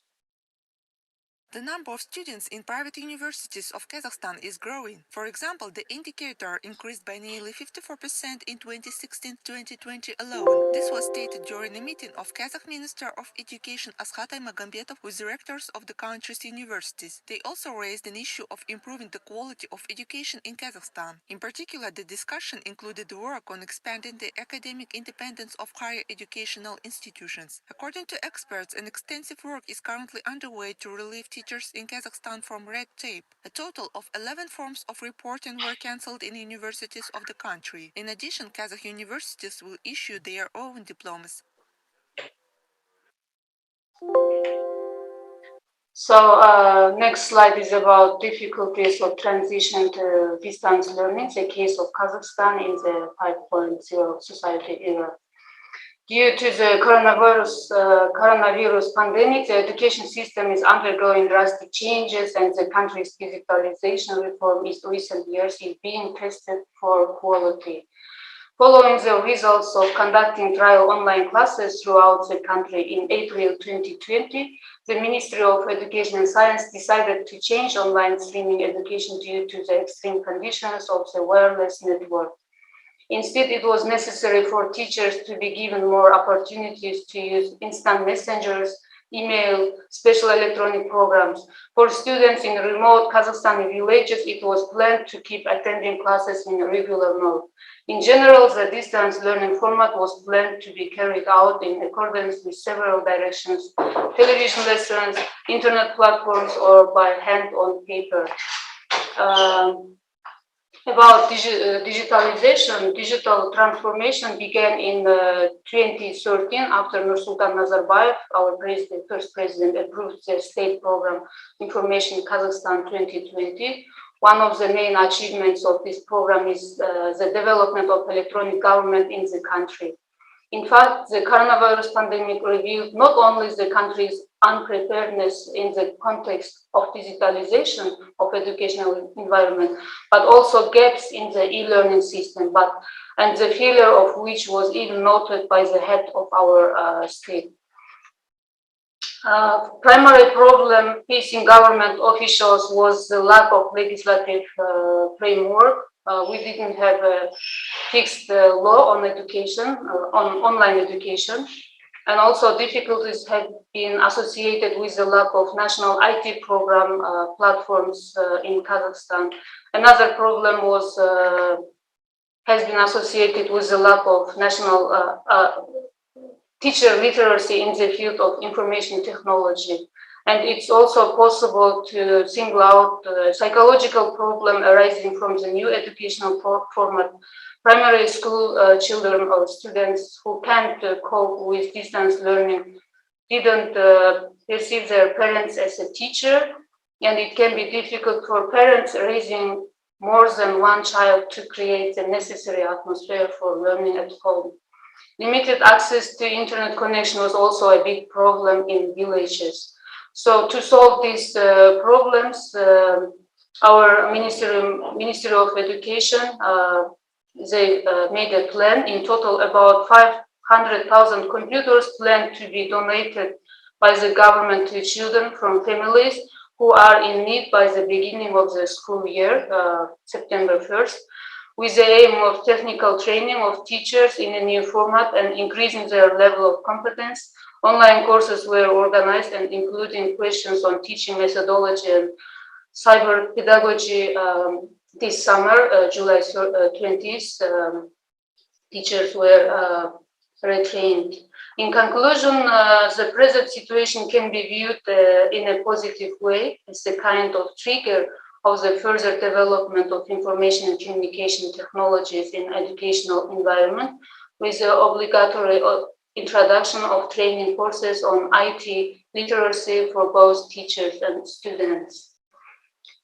Thank you very much for your attention. If you have any future questions, you can contact me. Thank you. Gulzaina Kasimova. Please give a big hand for Dr. Gulzaina Kasimova.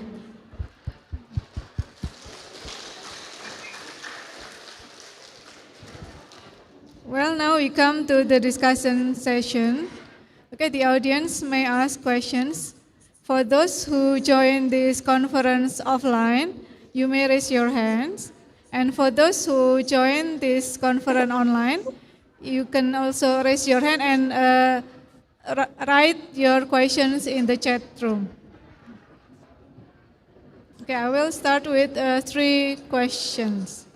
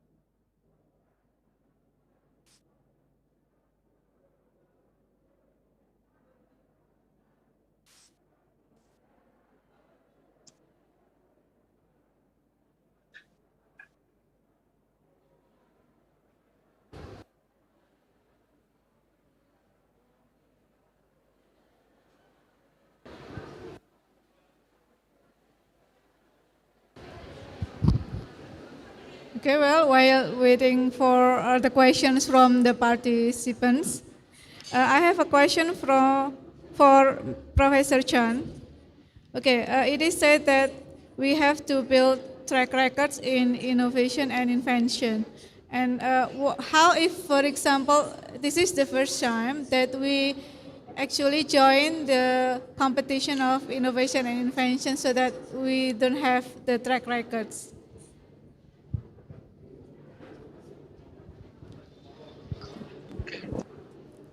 Yeah, thank you. Okay, for the question. Yeah, I think okay when we have no track record, we have to show some maybe relevant records lah. For example, actually I won some competition before, but for the last 3 years, okay, I did not participate in any competition. Then recently I wanted to participate again. So I am starting with a new product, and the product actually is without any track record. So then we have to create some track records. So the track records can be your publication, you publish some papers, okay, and maybe you can also register your product, okay, with this relevant authority to get the copyright and patent.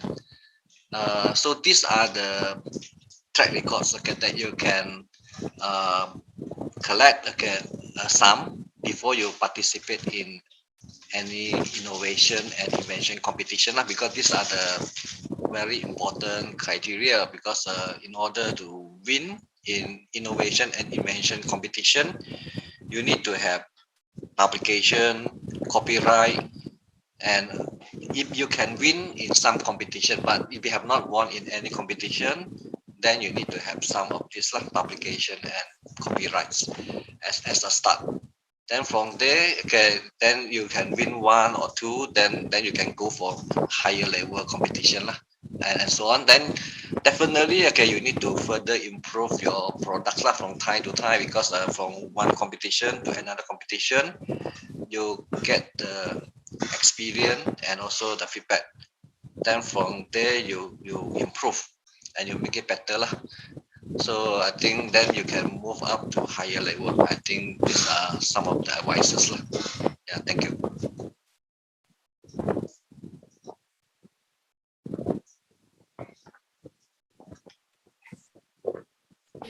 have produced. Okay, thank you for the answer. Okay, if there are questions from the participants.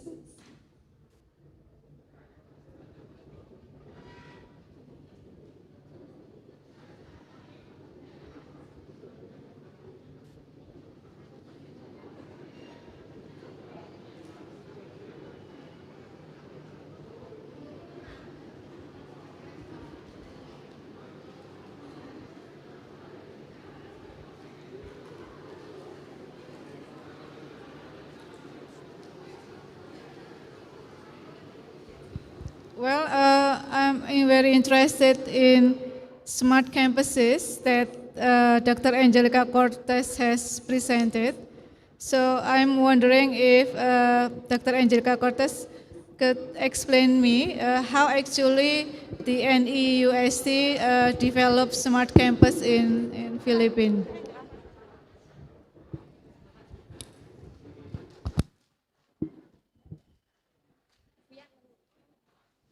The project of the Commission on Higher Education as the arm of the Philippine government. And first, of course, it is focused on infra development, more on the provision of facilities in digitalization. Just like what I have shown you, we have an ongoing construction of our Techno Hub. And then we have an ongoing purchasing of many, actually millions worth of ICT equipments and connections and new setup for our internet connection in the whole campus of NEUST. And every building here in NEUST, every college is housed in a building. And every building has an internet connection. And this internet connection is being used by our faculty members in their online classes and in all other activities such as webinars and online transactions. Our enrollment system is now online. Our students and clienteles, our alumni, they are securing their transcript of records through online. They're also paying their dues through online. So we have the fintech. And you see, uh, almost everything now here we're doing them using our digitalization program. So that's a smart campus, not just facilities, not just infrastructures, not just the ICT equipment, as well as the faculty and the students. That is a smart campus. Thank you very much for the answer, Dr. Angelica Cortez. Baik, Bapak Ibu, kalau ada pertanyaan, ya silahkan. Tolong disebutkan, please mention your name and your institution. Okay, my name Fitria Insal Sabila.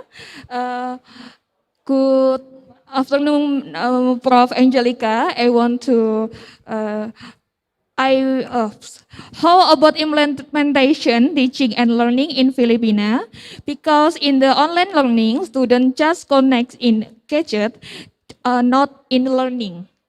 Bagaimana cara mengimplementasikan pembelajaran pengajar dan pembelajarannya di Filipina? Karena pada kesempatan kali ini pembelajaran online siswa hanya berfokus pada gadgetnya saja, tidak pada pembelajarannya. Seperti itu, Ibu. Terima kasih. Okay, thank you. So the question is from Fitria, Dr. Angelica Cortez, and she asked about the implementation of online learning in Philippines because she thinks that the students only focus on the gadget, not on the learning. Okay, that is the problem in all cases, in all educational institutions, I believe. But then, in the College of Education of NEUST, we are adopting the flexible learning modality, wherein we combined our modular and virtual virtual mode of teaching in a synchronous and synchronous setup. That's how we do that. And we really focus on engaging our students every meeting. We do not just talk and talk and talk online, but we make sure that all teachers are capacitated wherein they can use a platform that is equipped with various features. For example, a platform that has breakout sessions, a platform that has different features wherein students can participate on the spot, wherein students can answer in group like that. So our faculty members were really continuously being capacitated in order to be equipped with different um, skills and technologies, and be aware of the use of the different platforms. You see, as this pandemic is going on, different different features of the different available platforms in the internet, they will improve and improve and improve to the point that all students in a class can now be interactive during discussions. But then we need to consider the capacity of our students to stay online, because as you said, they just focus on gadget. That is why you have to budget your time of teaching and learning. Budgeting time wherein if you have a 3-hour session, you will not consume the 3-hour session by just lecturing and talking, in front of the camera. Might as well give your students a budgeted lesson wherein you budget the time for a specific type of activities. We also practice here academic breaks. And if it is a university mid-time, which is a 1-week duration, we give them the 1-week duration without assignments. That's how we take care of our students. But when it is time to study, it is time to study. That's how we guard our teaching learning activities in the College of Education here in NEUST. Thank you. Okay. Thank you for the answer, Dr. Angelica Cortez. Well, is there any other questions? Apakah ada pertanyaan lain?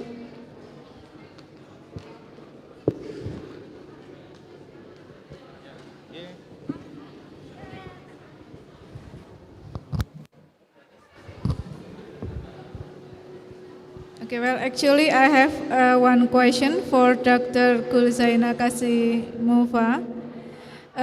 It's very interesting presentation about Kazakhstan.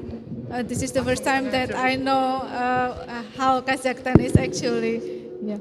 And you explained that there are some difficulties of transition to distance learning in Kazakhstan, and some efforts have been done by the governments.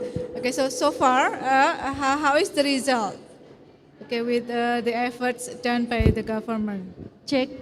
Bu Fitri, excuse me, there is a person that who want to ask some questions. Dr. Kasimova, could you please hold a minute? Yeah, we have a questioner here. Assalamualaikum warahmatullahi wabarakatuh. My name is Puspita Ratna Andiani. My name is Konmas Fos dari Kazakhstan. Pertanyaan saya, bagaimana tingkat perkembangan berpikir anak usia SD jika dilihat dari Kazakhstan sendiri, jenjang SD hanya 4 grade, 4 tingkatan saja. Yang jadi cerita perkembangan anak SD seperti apa di sana? Mengingat anak di sana usia SD kan hanya 4 tahun saja. Bagaimana konsepnya kalau di Indonesia sendiri kan mengandung literasi narasi taksonomi belum. Kalau di sana itu seperti apa konsepnya? Terima kasih. So we have the question here for Dr. Kasimova. Okay, so there are two questions. This one is, she asked about the cognitive development of the elementary students because it seems that there are only 4 graders in Kazakhstan. Okay, please correct me if I'm wrong. So she wonders how is the cognitive development of the elementary students in Kazakhstan, since in Indonesia we have until 6th grades here. Okay, so those two questions for Dr. Kasimova, from me and from Puspita. Yes. Thank you very much for asking questions. About the first question about conditions of online education in Kazakhstan. Nowadays, students are used to study online, but in comparison with teachers don't like to teach online because they have health problems to sit in front of computers. They need some physical activities. And I always hear from my colleagues they like to do offline lessons. And at higher education system nowadays in Kazakhstan, students from first year, they attend classes, but students second, third, and first graduate students, they don't attend classes, they just do it online. And what about schools? Schools from September 1st, our school children attend schools, and right now there is no problem because government made some measurements to protect their health. For example, mostly people got the vaccine from hospitals, and the condition of delivery education is stable. About the second question, cognitive development in elementary education. It is a very interesting question. To develop cognition of school children is not easy for teachers because when pandemic started in 2019, we had a very huge problem with, especially with school children because they had to sit at home, and you know, from psychological point, children are very complex and they don't like to sit with their teacher, mothers or fathers or sisters, older sisters or brothers. They like to they behave like they're adult people. In a result, they didn't show good learning outcomes because online education was for children not good because they could sleep in front of computer just by turning off the video, and or just miss, or they also lied to their parents that they didn't have classes today, etc. That's why not only these psychological conditions affected cognitive development of children, there were also some financial problems such as computer. Mostly students didn't have computers at home, and the internet connection was very bad. That's why our government, they organized a program on television which delivered on schedule from the class first till the class 11. We have 11-year education system at schools.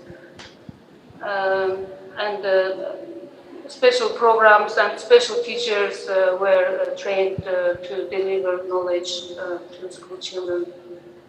But right now, the condition is stable, as I mentioned before, and everyone goes to school and are happy nowadays. And for cognition development, there are many factors. For example, to develop students, teachers need to change their methods to make individual approach in order to open students or child's potential to fully and everyone is unique and teachers should reform their teaching methods. This question is very deep. We can speak also for a long time about cognition. So if you have any questions. Yes, I think you have answered the question. Thank you, Dr. Gozaina.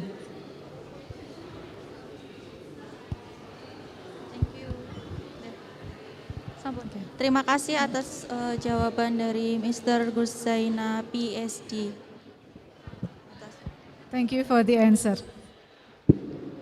Okay, I think we have run out of the time for the discussion.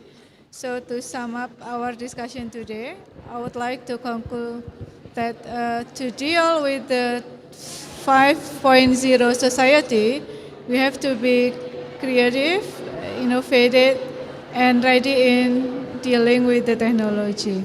So I would like to thank the distinguished presenters, Professor Chan, Dr. Angelica Cortez, and Dr. Gozaina Kasimova, PhD.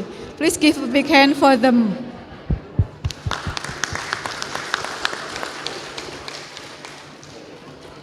Okay, before we end this discussion, the committee would like to give the token of appreciation and certificates for the presenters.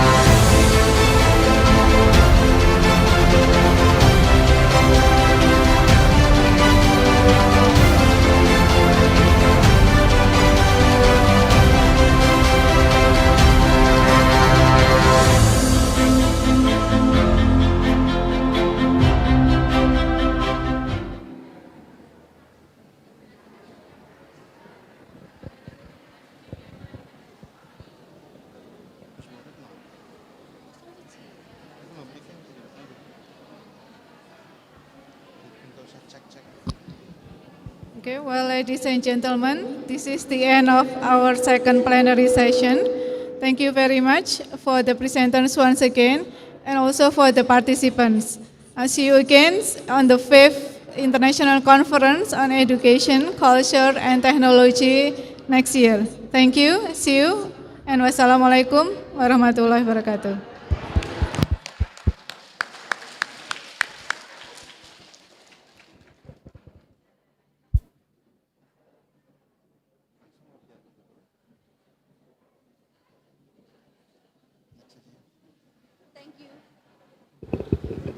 Thank you, Dr. Fitri Budi Suryani, Magister of Pendidikan. And thank you very much for all the speakers for informative and insightful presentations. Terima kasih banyak kami persembahkan pada para pembicara yang telah berkenan mengisi acara ICONECT pada tahun ini. Sekali lagi, marilah kita berikan tepuk tangan yang meriah untuk semua partisipan kita, semua pembicara kita pada pagi hari ini. Okay, coming up to the last session, we are going to have a parallel session for those who join the parallel sessions. Pada sesi selanjutnya adalah sesi paralel. Finally, we come to the end of this event. To close this event, let's reciting Tahmid. Akhirnya kita sampailah pada ujung perjumpaan kita pada hari ini. Marilah kita tutup acara pada pagi hari ini dengan bacaan tahmid bersama-sama. Alhamdulillahirabbil alamin. Ladies and gentlemen, this is the end of our program. We are very happy that you have a chance to attend this event. Hadirin yang berbahagia, ini adalah akhir dari program kami pada hari ini. Kami sangat senang bahwa Anda berkenan menghadiri acara ini sampai selesai. Once again, thank you very much for you to coming and to see you tomorrow for the 5 ICONECT 2022. Sekali lagi kami ucapkan terima kasih banyak untuk Bapak Ibu yang telah berkenan hadir dan sampai jumpa pada 5 ICONECT 2022. Wassalamualaikum warahmatullahi wabarakatuh. Okay, attention please. Before we come to our main program parallel session, we are now in a lunch break. Our food is ready on your table, and please be note that break is only 1 hour. Please enjoy your lunch. Baik, hadirin mohon perhatian untuk menuju ke sesi paralel. Sebelumnya kami persilahkan Bapak Ibu sekalian untuk bisa istirahat, sholat dan makan, menikmati hidangan yang sudah kami siapkan yang akan dihantarkan ke meja Bapak Ibu masing-masing. Kemudian untuk istirahat ini waktu yang kami berikan adalah 1 jam. Jadi mohon bagi seluruh peserta sesi paralel yang akan mempresentasikan artikelnya untuk dapat kembali pada pukul 13.30. Untuk ruangan ada di ruang utama ini. Sekali lagi untuk semua peserta yang nanti akan memaparkan artikelnya atau mempresentasikan tulisannya, untuk kami mohon bisa kembali ke ruangan ini pukul 13.30.